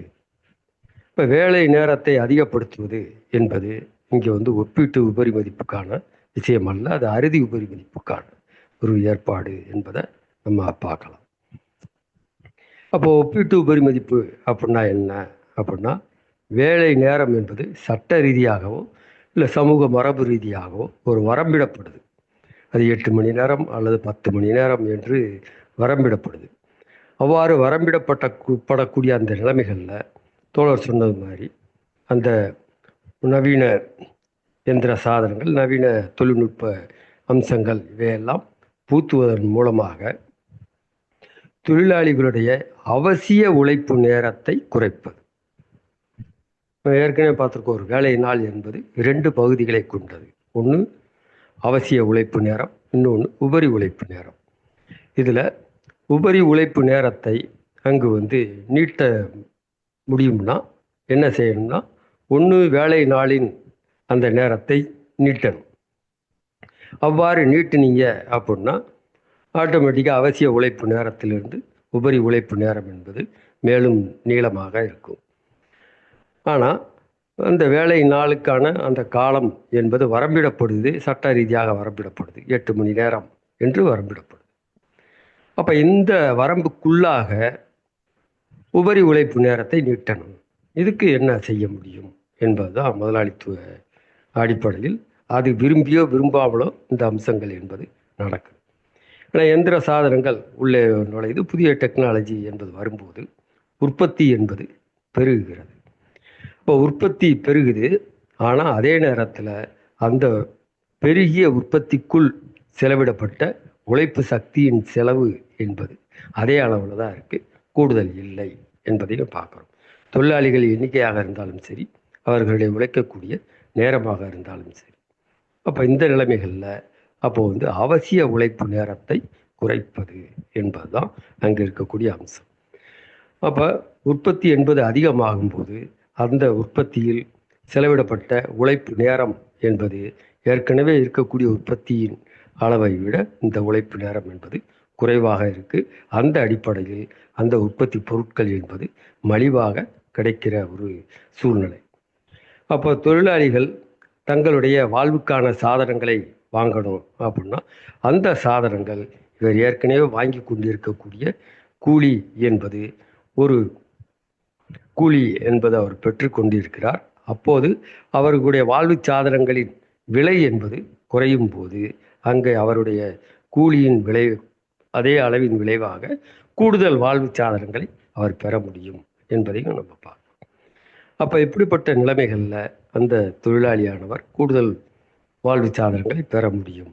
அப்போ அவசிய உழைப்பு நேரம் என்பது அவர் ஏற்கனவே வாங்கியிருக்கக்கூடிய அந்த வாழ்வு சாதனங்களை பெறுவதற்கான அவசிய உழைப்பு நேரம் என்பது அந்த இடத்துல குறைகிறது. அவ்வாறு குறையும் போது ஒப்பீட்டு உபரி மதிப்பு என்பது இந்த உபரி உழைப்பு நேரம் நீளுது என்பதை பார்க்குறோம். ஏன்னா ஒரு வரம்புக்குள்ளே இருக்குது, ஒட்டுமொத்த வேலை நாளின் உழைப்பு நேரம் என்பது வரம்புக்குள்ளே இருக்குது. அந்த வரம்புக்குள் ஒன்று உயர்ந்தால் ஒன்று குறையும், ஒன்று குறைந்தால் மற்றொன்று உயரும். இந்த அடிப்படையில் தான் ஒப்பீட்டு உபரி மதிப்புக்கான ஒரு விளக்கத்தை தோழர் மார்க்ஸும் எங்கல்ஸும் கொடுக்குறாங்க என்பதை பார்க்குறோம். இப்போ நம்ம பார்க்கலாம் என்ன நடைமுறையில் என்ன நிலைமை இருக்கிறது அப்படின்னா, ஐடி செக்டாரில் இப்போ பார்த்திங்கன்னா கடந்த காலம் முழுமைக்கும் கடந்த ஒரு 10 ஆண்டுகளிலிருந்து வேலை நேரத்தை நீட்டிக்கணும் என்ற ஒரு பேரவா பல்வேறு விதமான முதலாளிகள் வாயிலிருந்து வந்து கொண்டே இருக்கிறது. அதுக்கு எந்த முதலாளியும் விதிவிலக்கு இல்லை. இப்போ இது சம்பந்தமான சட்டபூர்வமான ஏற்பாடுகளும் செய்யப்படுகின்றன என்பதையும் நம்ம பார்க்குறோம். தமிழ்நாட்டில் மட்டும்தான் அது தடுத்து நிறுத்தப்பட்டிருக்கிறது என்பதையும் பார்க்குறோம். மற்ற மாநிலங்களில் அது 12 மணி நேர வேலை என்பது மாநில அளவிலான ஒரு சட்டமாக இருக்குது. இப்போது கொண்டு வரக்கூடிய புதிய சட்ட தொகுப்பும் அதை நோக்கியே இருக்கிறது என்பதையும் பார்க்குறோம். அப்போ இது எதை சொல்லுது அப்படின்னா, அறுதி உபரி மதிப்புக்கான ஒரு ஏற்பாட்டை இந்த இந்தியாவில் இருக்கக்கூடிய இந்த முதலாளிமார்கள் அதை செய்கிறார்கள் என்பதையும் பார்க்கும். அப்போ அறுதி உபரி மதிப்பு என்பது ஒப்பீட்டு உபரி மதிப்பாக அங்கு மாறுவதற்கான ஏற்பாடு எப்போது? அப்போ ஒரு குறிப்பிட்ட கால சூழ்நிலையில், ஒரு குறிப்பிட்ட காலங்களில் அறுதி உபரி மதிப்புக்கான நிலைமை என்பது ஒரு தொழிலில் மட்டுமல்ல, அனைத்து தொழில்களையும் தழுவி அது ஒரு பொது நியதியாக அது மாறும்போது, அது குறிப்பிட்ட நிலைமைகளில் அந்த முதலாளிகளுக்கு இடையில் இருக்கக்கூடிய போட்டியின் காரணமாக அங்கு ஒப்பீட்டு உபரி மதிப்பு வருவதற்கு ஒரு வாய்ப்பாக இருக்கிறது என்பதையும் பார்க்கிறோம். இந்த ஒப்பீட்டு உபரி மதிப்பு என்பது ஒரு முதலாளி கூட எடுத்தாரானால் அதுவே அந்த நாட்டில் இருக்கக்கூடிய அனைத்து முதலாளிகளுக்குமான விதியாக அது மாறி அனைவருமே அந்த தொழில்நுட்ப முன்னேற்றம், விஞ்ஞான கண்டுபிடிப்புகளுக்கான அந்த ஏற்பாடுகள் இவற்றிற்கான நிலைமையாக மாறி அது பொதுநிலையாக மாறுகிறது. அப்படி மாறும்போது அங்கு ஒப்பீட்டு உபரி மதிப்பு என்பது கிடையாது, அது மறைந்துவிடும் என்பது தான் தோழர் மார்க்ஸ் ஒப்பீட்டு உபரி மதிப்பு என்பது மறைந்து போகின்ற ஒன்று, அது ஒரு ஹம்பக் என்று கூட தோழர் சொல்லுவதாக நான் புரிந்திருக்கிறேன் தோழர். இது மட்டும்தான் நான் சொல்லணும்னு நினைச்சேன். நன்றி தோழர்களே. தோழர், அதாவது ரொம்ப முக்கியமா ஒரு ஒரு விவாதம், அதை ஒரு குறிப்பை எடுத்து கொடுத்துருக்கிறாரு. நான் அதுக்கு கொஞ்சம் ஒரு சின்ன இது. தோழர் விஎம்எஸ், நீங்க ஏதாவது சொல்றீங்களா? நான் ஏதாவது சொல்லிட்டேன்னா அப்புறம் கூட வெங்கடேஷ் தோழர். அதாவது வர்க்க போராட்டத்தால் ஏற்படக்கூடிய மாற்றங்களை நம்ம கவனிக்கணும். இந்த ஒப்பீட்டு அளவில் நான் ஏற்கனவே சொன்னேன், சோசியலி நெசசரி அவசிய நேரம், உழைப்பு நேரம் இருக்கு இல்லையா, அந்த கன்செப்ட்ல அது அரசியல் ரீதியாக மாற்றங்களை உருவாக்குகிறது. இன்றைக்குள்ள நிலைமை என்ன? உலக அளவில் கேபிட்டலிசம் அது இன்னைக்கு சரக்கு உற்பத்தி பண்ணுவதற்கு பதிலாக பணம் மைய கொள்கையை உருவாக்கி உலகத்தில் உள்ள எல்லா நாட்டினுடைய உற்பத்திகளையும் சுரண்டக்கூடிய ஒரு புதிய இதை ஏகாதிபத்தியம் உருவாக்கி வச்சிருக்கு. அதனால வர்க்க போராட்டங்கள் என்னென்ன தாக்கம் கொண்டு வருகிறது என்பதை பார்க்கும் பொழுது அது இணைச்சி பார்த்தாதான் இன்னைக்கு ஒரு சோசியலிசத்துக்கான பாதை கிடைக்கும். வெறும் சர்ப்ளஸ் வேல்யூ இல்லை உபரி மதிப்பு, அவசிய உபரி நேரம், இதெல்லாம் இதை பற்றியெல்லாம் பேசுவதற்கு முன்னாடி இது ஒரு அரசியல் பிரச்சனையாகவும் இது இருக்கிற காரணத்தினால் எந்த சமூகமும் அதை வேடிக்கை பார்க்காது. இன்னைக்கு அமெரிக்காவிலையும் சரி, பெல்ஜியத்திலையும் சரி, இந்தியாவிலையும் சரி, ஒரு புதிய வகை போராட்டங்கள் உருவாக்கக்கூடிய ஒரு முக்கியமான சம்பவம் நடக்குது. நம்ம வெறும் இந்த கூலி விலை லாபங்கிறத வெறும் ஒரு எக்கனாமிக்கா மட்டும் பார்க்காம ஒரு அரசியல் பொருளாதார பிரச்சனையாக பார்க்கணுங்கிறது தான் என்னுடைய என்னுடைய என்னுடைய கருத்து. ஆனால் இது இல்லைன்னா இந்த அரசியல் இன்னைக்கு இடதுசாரிகளுக்கு மரியாதை வருதுன்னு சொன்னா அவன் நல்லா தெரியுது, பணத்தினுடைய மதிப்பு குறைஞ்சி போகுது, அவனுடைய உழைப்பினுடைய வேல்யூ குறைஞ்சி போகுது, அவனுக்கு ஒரு புதிய உணர்ச்சி வர வைக்கணும். அதை மாற்றுவதற்கு கேபிட்டலிஸ்ட் பல ஈடுபடுறாங்க. அவன் என்ன பண்றாங்க, நீ உன் உழைப்பு, உன் சொத்து, நீ அதை விற்கலாம், அதுக்கு இன்டலெக்சுவல் ப்ராப்பர்ட்டி ரைட் ஒன்று உருவாக்கி வச்சிருக்கோம், நீ ஒன்றும் ஒரு வர்க்க ரீதியாக பார்க்க வேண்டிய அவசியம் இல்லை, தனித்தனியா நீ வரலாம்னு சொல்லி எல்லாம் அவங்க எத்தனையோ சித்திரங்கள் உருவாக்கினாலும் இந்த ஒர்க்கிங் கிளாஸ் இன்ஸ்டிங்க்ட்ங்கிறது தொடர்ந்து நீடிக்கும் என்பதுதான் இன்னைக்கு உள்ள உலக வரலாறுடைய இதுன்னு நம்ம பார்க்கணும். அப்படி பார்க்க தவறுனா சோசியலிசத்துக்கான பாதை இல்லாத மாதிரி ஒரு இது வரும். அதுதான் என்னுடைய கருத்து. பொலிட்டிக்கல் எக்கானமின்னு பார்க்கணும் அதை. தோழர், எனக்கு புரிஞ்சிச்சு. நான் ஒரு 2-3 சொல்றேன். தோழர் ரொம்ப முக்கியம், அதிகாரபூர்வமா என்ன சொல்லியிருக்காரு கார்ல் மார்க்ஸ்ங்கிறத சேகரன் தோழர் சொன்னாங்க, சரிங்களா? ஆனா நான் ஒரு இது என்ன சொல்லிங்கன்னா, விஎம்எஸ் தோழர் சொன்னதையும் நான் தொட்டு என்ன சொல்றேன்னா, நான் எப்படி சுரண்டப்படுறேன்னு தொழிலாளி புரிஞ்சுட்டாருன்னா நான் தான் வெல்த் கிரியேட்டர் நான் தான் அப்படின்னு அவன் பொலிட்டிக்கலா வந்துருவார். ஆனா இந்த குரோனி கேபிட்டலிஸ்டுகளை வந்து வெல்த் கிரியேட்டர் அப்படின்னு சொல்லும் போது அங்க வந்து ஒரு அரசியல் மோதல் எது எப்படா சொல்லுவேன் அப்படின்னு வரணும்னா, மூலதனம், உழைப்பு மூலதனம், இதுல மார்க்ஸ் முன்வைக்கிற அரசியல் பொருளாதார கருத்துக்கள் எப்படி நீ சுரண்டப்படுகிறாய், நீ தான் செல்வத்தை உருவாக்குகிறாய் அப்படிங்கிற அது வந்து விஎம்எஸ் சொல்ற மாதிரி அது ஒரு அரசியலா மாறும்போது தான் கொந்தளிப்பு நடக்கும். அது இல்லாம உங்களுக்கு வந்து விஎம்எஸ் அடிக்கடி சொல்றாரு பணமோகம், அது என்ன தங்க மோகம். இத வந்து இப்போ எப்படி வந்து உற்பத்தியில இருந்து விலகி பணத்துல இருந்து பணம்னு போயிருக்காங்கிறத நிதி மூலத்தை உருவப்படுத்துறாரு. ஆனா நானு இந்த இந்த இதை அங்கீகரிக்கிற அதே நேரத்துல உதாரணமா நான் வந்து சீன சமூகத்துல கம்யூனிஸ்ட் கட்சி வந்து அந்த முதலாளித்துவத்தை எப்படி பயன்படுத்திக்கிட்டு இருக்கு அப்படிங்கிறத, இப்ப உற்பத்தியில இருந்து விலகி அமெரிக்க முதலாளி ஓடினான்னா அந்த லாபம் உபரி மதிப்புங்கிற காரட்டை அவன் முன்னாடி தொங்க விட்டு அவனுடைய டெக்னாலஜி எல்லாம் வாங்கி உலகத்தின் உற்பத்தி சாலையா சீன உழைக்கும் மக்கள் வந்து அங்க வந்து உருவாக்கி இருக்காங்க. இப்ப அது மாதிரி இப்ப நாம அரசியல் பொருளாதாரத்தை படிக்கிறோம். அத நம்ம தொழிலாளி எப்படி கையாள கத்துக் கொடுக்கறது? அதாவது என்னன்னா, புத்தகத்துல நம்ம அது படிச்சுட்டோம். சேகரன் தோழர் சொன்ன மாதிரி கரெக்டா. இப்ப என்னன்னா, ஒரு முதல் இருக்காரு, ஒரு தொழிலாளி இருக்கிறாரு. அவர் இவரை சுரண்டாரு. அத இத இத இத இத உள்வாங்குற அதே நேரத்துல 5000 பெருமுதலாளி இருக்கான் சீனாவுல. கம்யூனிஸ்ட் கட்சி அவனை கண்ட்ரோல்ல வச்சிருக்கு. இப்ப இங்க வந்து வெங்கடேசன் தோழரை பொறுத்த வரைக்கும் நான் தொழிற்சாலையில போயிருக்கேன். நம்மில் ஒருவராக தொழிலாளியாக இருந்து உயர்ந்தவர். சிறு தொழில் அமைப்பு. அது வந்து அவர் அதை நடத்துற முறையே விதிவிலக்கான முறை. ஆக்சுவலி வந்து அவர் போய் உட்கார்ந்தாருன்னா அந்த தொழிலாளிகள் வந்து ஒரு அது ஏன் தொழிலாளி இவர் என்னுடைய அப்படிங்கிற மாதிரி ஒண்ணு தன் கடின உழைப்பால உருவாக்கி இருக்காரு. அதாவது ஒரு பிலாசபிக்கலா அரசியல் பொருளாதார ரீதியா 12 மணி நேர வேலை அதுங்கிறது சேகரன் சொல்ற தோழர் முற்றிலும் உண்மை.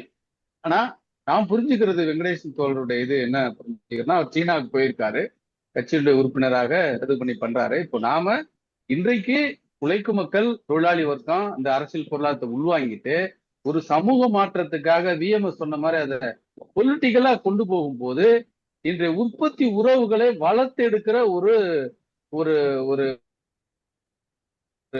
ஒரு அரசியல் பொருளாதார தத்துவ ஞானியா ஒரு சாதாரண தொழிலாளி உயர்ந்து வரணும். அனைத்து தரப்பையும் அவ வந்து ஒருங்கிணைச்சு போய் எந்த இடத்துல நீக்கு போக்கா போகணுமோ, எந்த இடத்துல அரவணைக்கணுமோ அந்த இடத்துல போகணும். உதாரணமா தோழர்கள் சென்னையில டீ கடை உரிமையாளர் சங்கம், தோழருக்கு தெரியும், அவருக்கு தெரியாது இல்ல, டீ கடை உரிமையாளர் சங்கம்னு ஒண்ணு இருக்கு. நான் போய் அதுக்கு ஆண்டு விழாக்கெல்லாம் போட்டு எடுத்திருக்கிறேன். அப்போ தோழர் அப்ப பல காலத்துல ஒரு டீ கடையில தொழிற்சங்கம் வச்சிருவாங்களாம். நம்ம தோழர்கள் சொல்லுவாங்களா, என்னப்பா அவனே டீயை வச்சுனுங்கிறா, நீங்க வந்து இப்படி பண்றீங்க அப்படின்னு கரெக்டா வழி நடத்துவாங்க. அந்த தோழர்கள்லாம் பின்னாடி சொந்தமா டீ கடை தொழிலாளர்களா இருந்தவங்க எல்லாம் ஆகி அவங்க எல்லாம் கட்சி உணர்வோடையோ இன்னமும் சென்னையில மலையாள தோழர்கள் வந்து இருக்கிறாங்க. இது மாதிரி நம்ம வந்து அதாவது சமூகம் முழுவதையும் ஒருங்கிணைப்பது, அந்த சிறு முதலாளி வர்க்கம் அப்படிங்கிற நம்ம சொல்லுவோம், தேசபக்த முதலாளிகள் அவங்களை ஒருங்கிணைக்கிறது. அந்த வகையில இந்த இன்னைக்கு உழைக்கும் பாட்டாளி வர்க்கம் வந்து இந்த அரசியல் பொருளாதார தத்துவத்தை மனசுல உள்வாங்கி அதை அப்ளை பண்ணும்போது நம்ம ஒரு அரசியல் அணிதிரட்டலா அது விஎம்எஸ் சொன்ன மாதிரி அது மாறும் நீக்கு கூடங்கிறது தான் நான் இந்த உரையாடலை, அதாவது வெங்கடேஷ் தோழருக்கு சேகரன் அதை சரியா முன் வச்சாரு, அதை என்னுடைய பிரதிபலிப்பா நான் சொல்றேன் 3 பேரோட இது. அவ்வளவுதான். ஒரு பாயிண்ட், அதாவது தனி மனித உழைப்பு திறனுடைய உழைப்பாக மாறுகிறது. திறனுடைய உழைப்பு உபரி மதிப்பை படைக்கிறது. அந்த உபரி மதிப்பு வேலை நாளை நீட்டுவதால் அறுதி உபரி மதிப்பு, வேலை நாளை நீட்டாமல் அவசிய உழைப்பு தேவை குறைப்பதால் ஒப்பீட்டு உபரி மதிப்பும் படைக்கிறது. இதுதான் இது நாட்டுக்கு நாடு, சமுதாயத்துக்கு ஒரு நாட்டுக்குள்ளேயே இந்தியா மாதிரி பெரிய நாடுல கன்னியாகுமரியில் ஒரு மாதிரி இருக்கும், காஷ்மீர்ல ஒரு மாதிரி இருக்கும், குஜராத்தில் ஒரு மாதிரி இருக்கும், மத்திய பிரதேசில் ஒரு மாதிரி இருக்கும். இது உலகத்துல வெவ்வேறு நாட்டுல வெவ்வேறு விதமா இருக்கும். அது வந்து உற்பத்தி சக்தியின் வளர்ச்சியை பொறுத்து தான் அது இருக்கும். அதனால இது வந்து ஒரேடியா ஒன்று ஒழிஞ்சு போயிடும், ஒன்று மாத்திரம் டாமினேட் பண்ணும் அப்படின்னு இல்லை. இது வந்து அந்த வளர்ச்சி கட்டத்தை பொறுத்து. ஆனா நம்ம கரெக்டா நம்ம பார்க்கும்போது இன்னைக்கு இருக்கிற சுச்சுவேஷன் பார்த்தாக்க சர்வதேச நிதி மூலதனம் ஆளுமை செய்கிறது உலக நாடுகள் அத்தனை. அப்போ உலக நாடுகள் அத்தனையும் அந்த சர்வதேச நிதி மூலதனம் அப்படின்னு சொல்லி வரும்போது இந்த மூலதனத்தை பெருக்கிறதுக்காக இன்னைக்கு இருக்கிற இந்த ஏகாதிபத்திய நாடுகள் தன்னுடைய முதலாளிகளுக்கு சாதகமா எல்லாத்தையும் பயன்படுத்தணும்னு சொல்லிட்டு பிளான் பண்ணி. அப்போ இங்க வந்து அந்த கூர்மை கொஞ்சம் மங்கலா இருந்தாலும் அந்த ஏகாதிபத்திய நாடுகளுக்கு வழியா இருக்கக்கூடிய அந்த முரண்பாடும் தெளிவா நிற்குது. அதை நம்ம எப்படி பார்க்கலாம் அப்படின்னாக்க, ஈரான் மீது அமெரிக்காக்காரன் தாக்க போறான்னாக்க அதுக்கு எதிர்ப்பும் சொல்லலை, ஆமோதிக்கவும் இல்லை. அது மாதிரி ஐரோப்பா நிற்குது. ஏன்னா எல்லாரும் இன்னைக்கு ப்ரொடெக்ஷனிஸ்ட் பாலிசி, தன்னுடைய நாட்டை பாதுகாக்கக்கூடிய நிலைமைக்கு தள்ளப்பட்டிருக்காங்க. ஏன்னா ஏதாவது ஒரு நாடு, சீனாவை தவிர, சீனாவும் ஒரு சில நெருக்கடியை சந்திக்குது. ஆனா முதலாளித்துவ நாடுகள் சந்திக்கிற மாதிரி நெருக்கடியை சீனா சந்திக்கல. ஆனா இந்த முதலாளித்துவ நாடுகள் இன்னைக்கு என்ன பண்ணுதுன்னா வளரும் நாடுகள் மீது அத்தனை பலுவையும் தூக்கி போடுது. அப்போ இதெல்லாம் போடும்போது என்ன ஆகுதுனாக்க கண்டிப்பா வந்து இது வந்து ஒரு முரண்பாட்டை உருவாக்கும். தொடர் விஎம்எஸ் சொன்னாங்க போது இன்னைக்கு அதனால்தான் அமெரிக்காலே என்ன ஆகுது, அந்த நாட்டு அரசு ட்ரம்ப் தான் அங்க போராடி இருக்கும். பிரான்ஸ்ல பெரிய போராட்டம் நடக்குது, ஜெர்மனியில பெரிய போராட்டம் நடக்குது.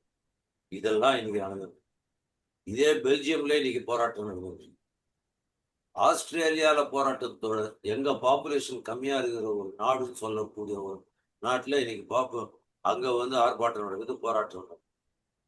அப்போ எல்லாம் கடந்த 40 வருஷமா அமெரிக்காவில் வந்து விலைவாசிக்கு ஏற்ப ஊதியமே உயரல.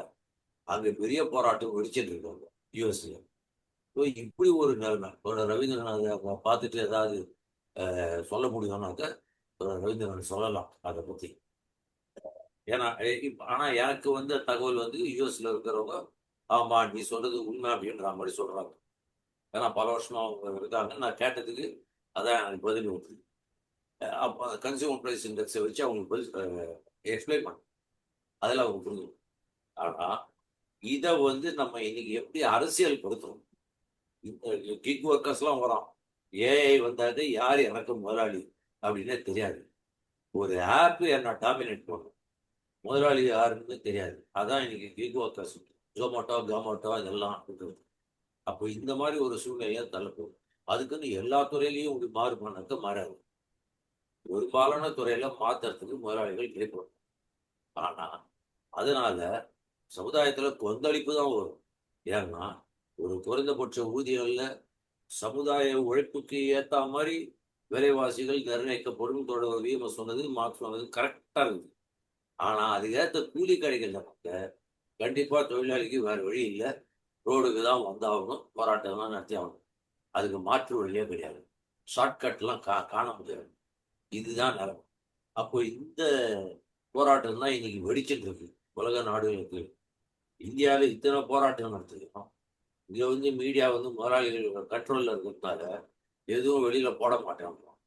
ஏன்னா ஒரு 10 வருஷத்துக்கு முன்னாடி டெமான்ஸ்ட்ரேஷன்லாம் பண்ணாக்க 10-20 வருஷத்துக்கு முன்னாடி பேப்பர்ல போடுவான். அட்லீஸ்ட் ஒரு எக்ஸ்பிரஸ்லயாவது சில இதெல்லாம் போடுவான்.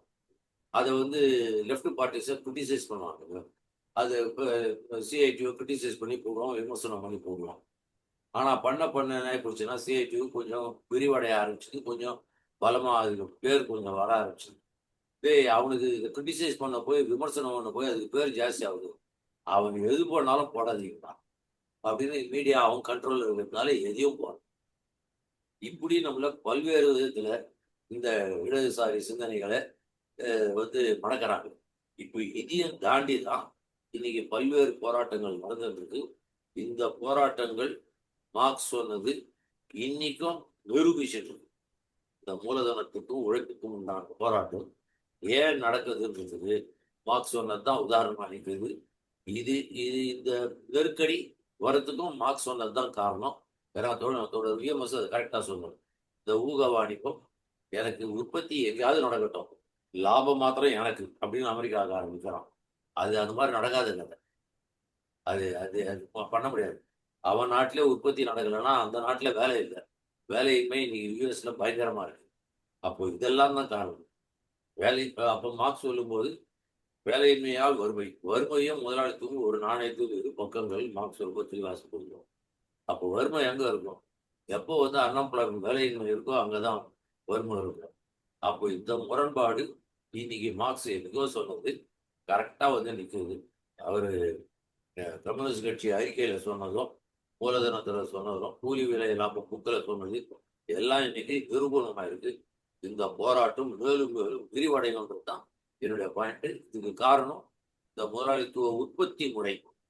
இதை எவ்வளவு தூரம் இடதுசாரிகள் கொண்டு போய் முதலாளிக்கு தொழிலாளிகளுக்கு புரிய வைக்கிறாங்க, அங்கதான் அதுக்கு சக்சஸ் இருக்கு. அதுதான் முக்கியம். கடைசியா இன்னைக்கு என் ரிசல்ட் எங்கடா போய் நிக்கிறது அப்படின்னாக்க, இதை எவ்வளவு தூரம் தொழிலாளிகளுக்கு புரிய வைக்க முடிஞ்சிருக்கு அங்க நிக்குது. அங்கதான் அரசியல் பொறுத்தவரை இந்த மாற்றம் முதலாளித்துவ உற்பத்தி முறை தாராளமயம் தான் இன்னைக்கு இந்த உற்பத்தி முறை தான் பிரச்சனைக்கு காரணம் அப்படின்னு தொழிலாளிகள் புரிய வச்சாதான் நம்ம வந்து சமுதாயத்துல ஒரு மக்கள் ஜனநாயகமா மாற்றத்தை காண முடியும் தான். இதான் நான் சொல்லுவேன். வணக்கம். இதுவரைக்கும் நீங்கள் சிவப்பு புத்தக நாள் ஆனபடியால் புத்தகத்துக்கு விசுவாசமாக இருக்கணும் என்று சொன்னதுனால நான் ஏன்னா நான் இந்த புத்தகங்கள் ரெண்டும் கூலி லாபம், என்ன கூலி விலை லாபம், கூலி உழைப்பு லாபம் என்ற ரெண்டு புத்தகங்கள் பற்றி இல்லை அந்த அந்த புத்தகங்களை பற்றி நீதி இந்த இந்த இன்றைய கூட்டத்தை பற்றி சொல்ற போது நீதிராஜன் ஒரு விஷயம் சொன்னது இந்த ரெண்டு புத்தகங்கள் பற்றினது. ஒன்று மார்க்ஸ் அந்த ஆற்றின ஒரே மார்க்சினுடைய காலத்திலேயே பதிப்பாகி வந்தது. அது தோழர் விஎம்எஸ் சொன்ன மாதிரி அது 1948 முதல், அதாவது கம்யூனிஸ்ட் அறிக்கை, கம்யூனிஸ்ட் லீக் உருவாகி அந்த அறிக்கை எழுதுறதுக்கு முந்தினது. ஆனால் 50ஆம் ஆண்டுகளில் வரைக்குள்ள பொருளாதாரம் பற்றி, ஏன்னா மார்க்சிட்ட முதல் இருந்தது தத்துவம் தான். பிரான்சில் இயங்க தொடங்கின போது சோசியலிச அரசியல் புரட்சிகள் நடந்த ஒரு நாடு என்ற வகையில அங்க அரசியல் பற்றி படிக்கிற சூழல் இருந்தது, அரசியல் போராட்டங்கள்ல பங்கெடுக்கிறது இருந்தது. பிறகு லண்டனுக்கு நாடு கடத்தப்பட்டு லண்டன்ல வந்த பிறகு பொருளாதார படிக்கிறதுக்கான வாய்ப்பு கிடைச்சதை விடவும் தான் சொல்ற அந்த தத்துவமோ அல்லது அரசியலோ என்றதுக்கு பொருளாதார அடித்தளம் சார்ந்து விளக்கம் சொல்லாமல் முடியாது என்ற வகையில அதுவரை தான் அறியாத ஒரு தளம் என்றாலும் கூட அந்த பொருளாதாரத்துக்குள்ள முற்றாக மூழ்கி எழுதினா அந்த மூலதனம் முதலாவது தொகுதி. அந்த எடுத்த அவர் வச்சிருந்த குறிப்புகளை வச்சு பிறகு எங்கல்ஸ் 3 தொகுதிகளாக 5 புத்தகங்களாக வெளியிட்ட மூலதனம். என்ன பிரச்சனை என்றால், இப்போ இவ்வளவு சொன்னீங்க, சரியாக தொழிலாளி என்ற உழைப்பால தான், என்னுடைய உழைப்பால தான் இவ்வளவு வருதுண்டு, ஆகவே புரட்சி பண்ணுவாருண்டு, அது மார்க்ஸ் தான் எதிர்பார்த்தவர். மார்க்ஸ் என்கிற அந்த முதலாவது அவதாரம் இருந்த காலத்தில் சுதந்திரமான போட்டி முதலாளித்துவம் இருந்தது. சுதந்திரமா போட்டியிட்டு வெறும் முதலாளி ஆகலாம் என்றது. ஆனா மார்க்ஸ் மூலதனம் புத்தகம் எழுதுற காலங்களுக்குள்ளே ஒன்று வந்து கொண்டு இருக்குது, ஏகபோக மூலதனம். அது ஏகபோக மூலதனமா வந்து கொண்டு இருக்கின்றதை அவர் அவதானிச்சு சொன்னார், அவ்வளவுதான். ஆனா இந்த 2வது அவதாரம் லெனின் வரைக்குள்ளதான் அந்த ஏகபோக மூலதனம் நாடு கடந்து போய் ஏகாதிபத்தியமா மாறினது. இன்றைக்கு நேற்று இருந்த தகவல்களை பார்க்கக்குள்ள அமெரிக்கா சொல்லுது, உலகம் 2 இருக்குது. நாங்கள் மேற்கு உலகம், அடுத்தது மற்ற உலகம், மேற்கும் வடக்கும், மற்றது தெற்கும் கிழக்கும்.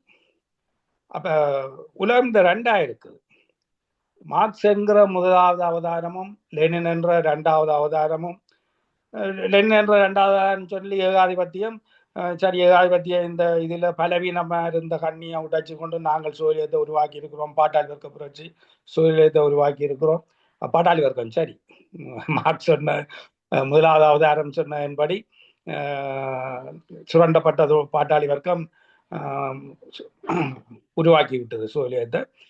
இனி ஒடுக்கப்பட்ட தேசங்கள் விடுதலை பெறலாம். இந்த எங்கட இந்த 2வது அவதாரம் உருவாக்கி தந்திருக்கிற படைப்பு உங்களுக்கும் விடுதலை தரும் என்று சொன்னார். அதுல 3வது அவதாரமா பல பேர் ஏற்கிறதும் சில பேர் ஏற்காம மாவு சேதுங்க வந்தார். அவர் வந்து சீனா புரட்சியை வெற்றி பெற்று இப்ப சீனா போய் கொண்டிருக்கு. அது இப்ப வெங்கடேசன் தோழர் சொல்ற மாதிரி அது நாளைக்கு ஆதிபத்தியமா மாறும் என்ற மார்க்சினுடைய புத்திரர்கள், மார்க்ஸ் முதல் 2 அவதாரங்களை வழிபடுகிறவர்கள் சொல்றது இருக்குது. இப்ப பிரச்சனை முதலாளி தொழிலாளியை சுரன்றதா பிரதானமா இருக்குது. இந்த ஏகாதிபத்தியம் ஒடுக்கப்பட்ட தேசங்களை இன்னும் ஏதோ ஒரு வடிவத்துல சுரன்றதா பிரதானமா இருக்குது. இன்றைக்கு ஏன் ஈரானில் இந்த முதலாவது ஏகாதிபத்தியம் தான், நான் தான் பெருஞ்சண்டியன் என்று சொல்ற அமெரிக்காவால யுத்தம் தொடங்க முடியாமல் இருக்கு. ஒரு மாதத்துக்கு முதலே ஆப்ரஹாம் லிங்கன் யுத்த கப்பல் போட்டது. இந்த அடி அடுத்த நாள் அடிக்கிற இதுதான் அது போனது. ஆனா அடிக்க முடியல. ஏனென்றால் அவரோட சேட்டலைட்டே வேலை செய்ய விடாமல் ஈரான் அதை முறியடிச்சு விட்டது.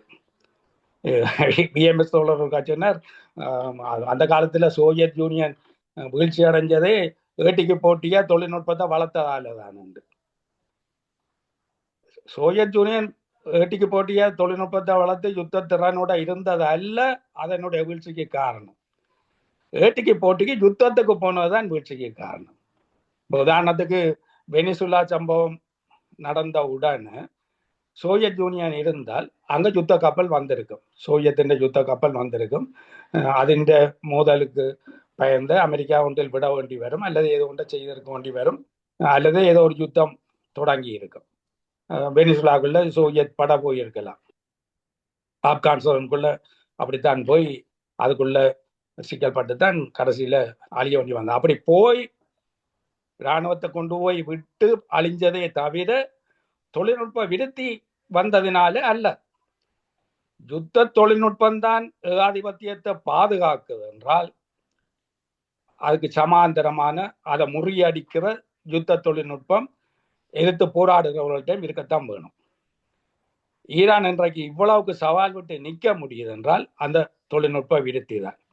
அதை சீனா ஏதோ ஒரு வகையில கொடுக்குது. ஈரான் தானே சுயமாக அதில் விருத்தி அடைஞ்சு கொண்டு வருது. ருசியாவும் பின்பலமாக இருந்து கொண்டு இருக்கு. அதனால முடியல. இப்பவும் இன்னும் ஒரு 10 நாள் அவகாசம் தான் என்று ட்ரம்ப் கடவுள் சொன்னார். சாத்தான் மற்ற எங்கட அவதாரங்கள் மார்க்ஸ் லெனின் மாவு இருக்குன்னா நாங்கள் அவை சாத்தான், ஏன்னா சாத்தான் அவன் வழிபடுறதே சாத்தான். அப்ப சாத்தான் பெரும் சாத்தான் சொல்லி இருக்கிறார் 10 நாள் என்று. பிறகு விளங்குது 10 நாள்லேயும் தொடங்க முடியாது என்று. இப்ப 15 நாள் என்று சொல்லி இருக்கிறாராம். இன்னும் பின்போட ஒண்டி வரும், அவ்வளவுதான். அப்ப இது தவிர்க்க முடியாது, இந்த தொழில்நுட்ப விருத்தி என்றது தவிர்க்க முடியாது. ஏனென்றால் உலகம் 2 தான். ஒன்றில் அமெரிக்காவுக்கு கட்டுப்பட்டு உலகம் இருக்க வேணும்.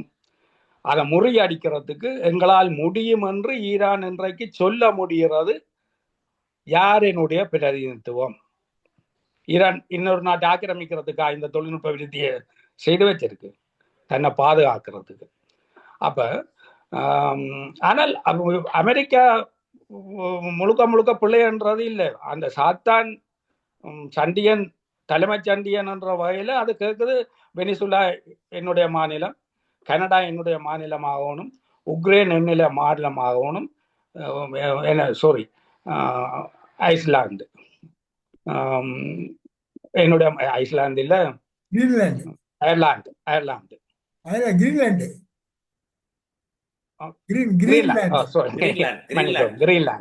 கிரீன்லாந்து என்னுடைய யுத்த தலைமை வரணும். ஏன்னா நான் ஒரு தாதாவுக்கு தலைமை தாதா இருக்க வேணும். தலைமை தாதா பலமா இல்லையா பிறகு எப்படி மற்ற தாதாக்கள் இருக்க முடியும்? ஐயோ எங்களையும் சுரண்ட விட ஐரோப்பா கேட்கறது முட்டாள்தனமானது. முட்டாள்தனமா இப்ப கேட்டுக்கொண்டிருக்கேன்.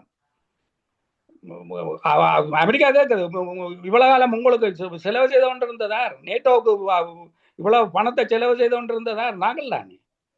அப்ப நேட்டோ நாங்கள் இல்லாம நீங்க இருக்க முடியுமா?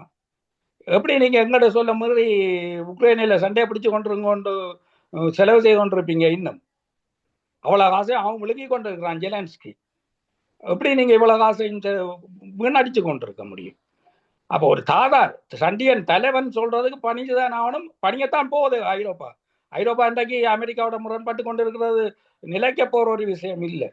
ஏன்னா உலகம் ரெண்டா இருக்கு, ஏகாதிபத்தியமும் ஒடுக்கப்பட்ட தேசங்களும். வரலாறு முதல் தடவையாக இதுவரைக்கும் ஏகாதிபத்தியம்தான் நிர்ணயிக்கும் சக்தியாக இருந்தது, தீர்மானகரமான சக்தி என்று இருந்த வரலாறு இப்ப மாறத் தொடங்கி இருக்கு. முதலாவது தடவை ஈரானில் ஏகாதிபத்தியம் பின்னடையுது. ஏகாதிபத்தியம் தன்னுக்குள்ளேயே முட்டாள்தனங்களினால முரண்பட்டு போய் நிற்குது. ஏன்னா அமெரிக்கா என்ன தாதாவா இருக்க விடு, நான் தான் தலைமை தாதா என்ற சொல்றது அவர்களுடைய பக்கத்தில் அது சரி. அதை விளங்கி கொள்ளாமல் ஐரோப்பா முட்டாள்தனமா முரண்பட்டு அவர்கள் பலவீனப்பட்டு கொண்டிருக்கிறார்கள். அதனால ஐரோப்பா அல்லது ஏகாதிபத்தியம் பின்னடைய போதுன்றது இல்லை. தாங்கள் பின்னடைகிறோம் என்ற ஒரு நிலை வருகிற போது ஐரோப்பா வந்து அமெரிக்காவுக்கு முண்டு கொடுக்கும். அமெரிக்கா ஐரோப்பாவும் ஒன்றுபட்டு கொண்டு இந்த ரெண்டு பட்ட உலகத்தில் நானா நீயா என்ற போட்டி தொடரும். ஆனால் வரலாறு மாறிவிட்டது. இதுவரைக்கும் ஏகாதிபத்தியம் தான் தீர்மானகரமான சக்தியாக இருந்தது. இந்த ஈரான் சம்பவத்தின் ஊடால இனிமேல் ஒடுக்கப்பட்ட தேசங்கள் தீர்மானகரமான சக்தி. அப்ப சுரண்டல் வெறும் முதலாளிக்கும் தொழிலாளிக்கும் இடையிலானது அல்ல. அது மார்க்ஸ் என்ற முதலாவது அவதாரம் எங்களுக்கு சொன்னதோட காலம் கடந்து போச்சு. எப்ப ஏகபோக மூலதனம் வந்ததோ அதோட மார்க்ஸ் செத்து போனார். முதலாவது அவதாரம் போட்டது. இரண்டாவது அவதாரம் வந்து ஏகாதிபத்தியத்தை பற்றி பேசி இருக்குது. இனி ஒரு தனி நாட்டில சோசியலிசம் சாத்தியம் என்று அந்த இரண்டாவது அவதாரம் நடைமுறைப்படுத்தி காட்டிச்சது. அந்த இரண்டாவது அவதாரம் சொல்லிச்சது ஒடுக்கப்பட்ட தேசங்கள் இனி சுதந்திரம் பெற முடியும், சோசியலிசத்துக்கு போக முடியும் என்று. மூன்றாவது அவதாரம் வந்து அந்த ஒடுக்கப்பட்ட தேசம் சோசியலிசத்துக்கு போறதை தொடக்கிச்சது. ஆனா அந்த மூன்றாவது அவதாரத்துக்கும் அந்த முதல் ரெண்டு அவதாரங்கள் சொன்ன பாட்டாளி வர்க்க சர்வாதிகாரம் என்றதுக்குள்ள நிற்க வேண்டி வந்து கலாச்சார புரட்சியை தொடக்கி அது வரைக்கும் மக்கள் ஜனநாயக சர்வாதிகாரம் என்ற ஒரு விடுதலை பெற்ற தேசம் எப்படி சோசியத்தை நடத்த வேணும் என்று பேசின அந்த மக்கள் ஜனநாயக சர்வாதிகாரத்தை விட்டுவிட்டு முதல் ரெண்டு அவதாரங்களுக்குள்ள போய் பாட்டாளி வர்க்க சர்வாதிகாரம் பேச போய் சீனா மிகப்பெரிய பலவீனங்களை அடைஞ்சு பின்னடைஞ்சு சீனாவும் சோவியத் யூனியன் மாதிரி அழிகிற தருவாயில இல்லை. இனி சோசியலிசத்தையும் அந்த மாவோ செஞ்சிருந்தன என்ற ஒரு மாவோ என்ற ஒரு தனி அவதாரத்துக்குரியது அல்ல. சீன புரட்சியூடாக பல நூறு மார்க்சியர்கள் தங்களை அர்ப்பணித்து உருவாக்கி ஒரு சிந்தனை முறை, மார்க்சிசமும் லெனினிசமும் வளர்ந்து வந்த மக்கள், பல்லாயிரக்கணக்கான தொழிலாளர்கள், விவசாயிகள், ஒடுக்கப்பட்ட தேசத்து சுதந்திர வீரர்கள் உருவாக்கிய சிந்தனை முறைகள் தான் இது. இந்த அவதாரங்களுக்குள்ள நிற்க கூடாது, புத்தகங்களுக்குள்ள முடங்கக்கூடாது. இன்றைக்கு என்ன? இன்றைக்கு விடுதலை தேசிய சோசலிச கட்டமைப்பு என்கிற ஒரு புதிய வடிவம் வந்திருக்கு. அதற்கான ஒரு வரலாற்று மாற்ற புள்ளியில நாங்கள் இன்றைக்கு நிற்கிறோம். ஒரு புதிய கட்டத்துக்குரியதாக பேசினால் இன்னும் கூட நல்லா இருக்கும். அங்கிருந்து தான் தொடங்கும். அதனால இவ்வளவு நேரம் நான் பேசாம இருந்தேன். புத்தகங்கள் அவசியமானவை. அவர்கள் தொடக்கி வைத்த அந்த விஷயங்களுக்கு கூடாலதான் நாங்கள் வளர்ந்து கொண்டிருக்கிறோம். ஆனால் இந்த விஷயம் இன்றைய சீன கம்யூனிஸ்ட் கட்சி வசனங்களுக்குள்ளேயும் இல்லை. ஏன்னா அவர்களுக்கு அது தெரியாது. இது தமிழ் வரலாற்றுக்குள்ள மட்டும் வந்த விஷயம். அசிங்கத்தனமா தமிழ் இன்றைக்கு கேவலமான அம்பேத்கரியமும் பெரியாரியமும் தான் மார்க்சியம் என்று நிற்கிற அசிங்க சாக்கடைக்குள்ள இருக்கிறதுனால சீனாவுக்கு இது தெரியாது. அவர்கள் சொல்றாங்க இது சீனாவின் பிரத்யேக நிலை என்று. சரி, என்ன செய்யறது? இதுக்குள்ள இருப்போம். நன்றி, வணக்கம்.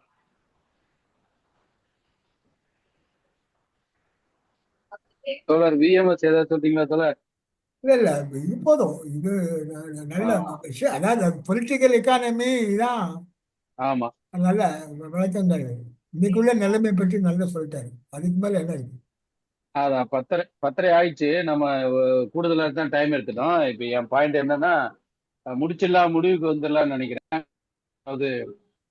அதாவது அதான் நான் தொகுத்து சொல்லணும்னா, நான் புரிஞ்சுக்கிட்டது, நீங்க இப்ப இன்னைக்கு உரையாடல இருந்து நான் புரிஞ்சுக்கிட்டது என்னன்னா, ஒரு சில உணர்ச்சி பூர்வமான சில வார்த்தைகள் ரவீந்திரன் தோழர் சொல்லியிருந்தா கூட அதாவது இது மார்க்ஸ் சொல்லிய அதே பாணியில் அதே கட்டமைப்பில் இந்த அரசியல் பொருளாதார புத்தகத்தை அப்படியே படிப்பது என்பது ரொம்ப முக்கியம், ரொம்ப அவசியமானது. அது அதிக படணும்.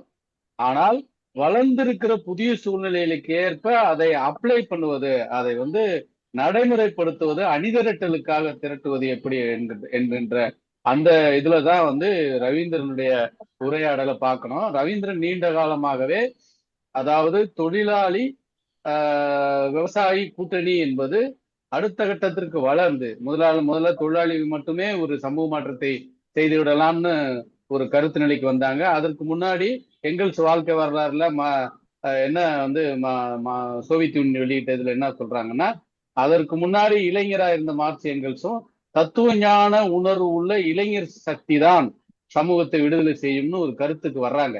ஆனா அதற்கு பிறகு இங்கிலாந்தில் தொழிலாளி வர்க்கத்தின் நிலைமை அந்த புத்தகத்துல முதல் கோடு காட்டுறாரு. இந்த சுரண்டப்படுகிற இழப்பதற்கு ஒன்றுமில்லாத இந்த சமூகம் இதுதான் முதலாளித்துவத்துக்கு சாவுமணி தட்டும் அப்படின்னு. பிறகு அனுபவ ரீதியாக விவசாயிகளையும் நேச சக்தி அப்படிங்கிற புரிதல் அன்று இருந்த அந்த 100-150 வருஷத்துக்கு முன்னாடி இருந்த அதை அப்படியே இப்ப பேசுவது அது விடுதலைக்கு வழியை கொண்டு போகாது அப்படிங்கிற மாதிரி. லெனின் எப்படி தேசிய இனங்கள் தேசிய இன விஷயங்களோட வந்தாரோ, இன்று எப்படி சீனம் தேசியத்தன்மையோட சர்வதேசத்தை உள்ளொன்று வைத்து புறமொன்று பேசுதல், சர்வதேசத்தை உள்ள வச்சு சீனத்தன்மை மார்க்சிசம் தன்னை வெளியே பேசி மக்களையும் ஒன்று திரட்டி, அதாவது என்ன சொல்றது, டிப்ளமேட்டிக் ஸ்பீச்சாக, அதே நேரத்துல சமூகத்தை ஒன்று திரட்டி 5000 பெரும் பணக்காரர்கள் இருந்தா கூட சீன கம்யூனிஸ்ட் கட்சி கண்ட்ரோல்ல இருக்கிறான். உலகின் பெரும் பணக்காரனா வளர்ந்துருக்கிறான் சீன, ஒரு சிலர் கட்சி உறுப்பினராகவும் இருக்கிறான். இப்ப அந்த வகையில இன்னைக்கு நாம இந்திய சமூகத்துல முதலாளி ஒரு சின்ன விஷயம், அதாவது இன்றைக்கு உள்ள தொழிலாளி வர்க்கத்திற்கு அது இப்பொழுது லேபர் அரிஸ்டோக்ரசி, அதை எதிர்த்து அது போராட தலைமைப்பட்டிருக்கிறது. அதை யோசிக்கணும். லேபர் அரிஸ்டோக்ரசி என்பது இன்னைக்கு அமெரிக்காவில் இருக்கக்கூடிய எல்லா சிஇஓக்களும் யாருன்னா தொழிலாளி தான். ஆனா அவன் என்ன பண்றான்னா மற்ற தொழிலாளியை சுரண்டான். தொழிலாளியை சுரண்டக்கூடிய புதிய வந்திருக்கிறது என்பதை கவனத்தில் கொள்க.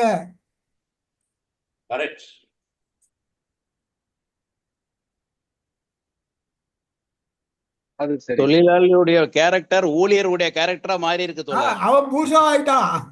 தொழிலாளியும் ஊழியரையும் வித்தியாசப்படுத்தி பார்க்க வேண்டிய அவசியம் இருக்கு. அப்போ தொழிலாளி எல்லா தொழிலாளியும் பூசா, அதாவது லெனின் ஆமா இல்ல என் கையில அதிகாரம் இருக்குன்னா நான் என்ன பண்ணுவேன்னா மற்ற தொழிலாளியை நான் அடக்குவேன். இந்த சிஓக்கள் அயோக்கியங்க யாருங்க? இவங்க திருடங்க. இன்னைக்கு இருக்க அமெரிக்காவில் இருக்கக்கூடிய எல்லா கார்பரேட் நிர்வாகமும் யாரு கண்ட்ரோல் பண்றா?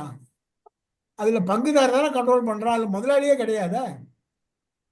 அது மட்டும் இல்ல, அனைத்து பொதுத்துறை நிறுவனங்களும் இருக்கக்கூடிய முழு நேர பெர்மனன்ட் எம்ப்ளாயிஸ் கான்ட்ராக்ட் லேபர்ஸ் அடிமையா வச்சிருக்கான். கான்ட்ராக்ட் லேபர்ஸ் பாருங்க, கான்ட்ராக்ட் லேபர் போங்க, அசோக் லேலாண்டுக்கு போங்க, வாங்க எல்லா தொழிற்சாலைக்கு வாங்க, குண்டாய்க்கு வாங்க, தனியா பாடம் வச்சுக்கிறாங்க. அதாவது லேபர் அரிஸ்டோக்ரசி எதிர்த்து எப்படி அவரு எங்கெல்ஸ் லேபர் அரிஸ்டோக்ரசி குறிப்பிடுறாரு அவர் காலத்திலேயே. யாரு குறிப்பிடாரு? லெனின் தான் முதல்ல எங்கெல்ஸே சொல்லிட்டாரா? சரி சரி சரி. ஆமா, நீங்க பிரிட்டன் லேபரை பத்தி கண்டாக்ட் பண்ணும் பொழுது சரி தொழிலாளி மாதிரி சிந்திக்கிற, உழைப்பாளி மாதிரி சிந்திக்கிற, நீ முதலாளி மாதிரி சுரண்ட மாதிரி சிந்திக்கிறேன்னு சொல்லி அட்டாக் பண்றாரு. தனியா நம்ம இது பண்ணிக்கலாம்.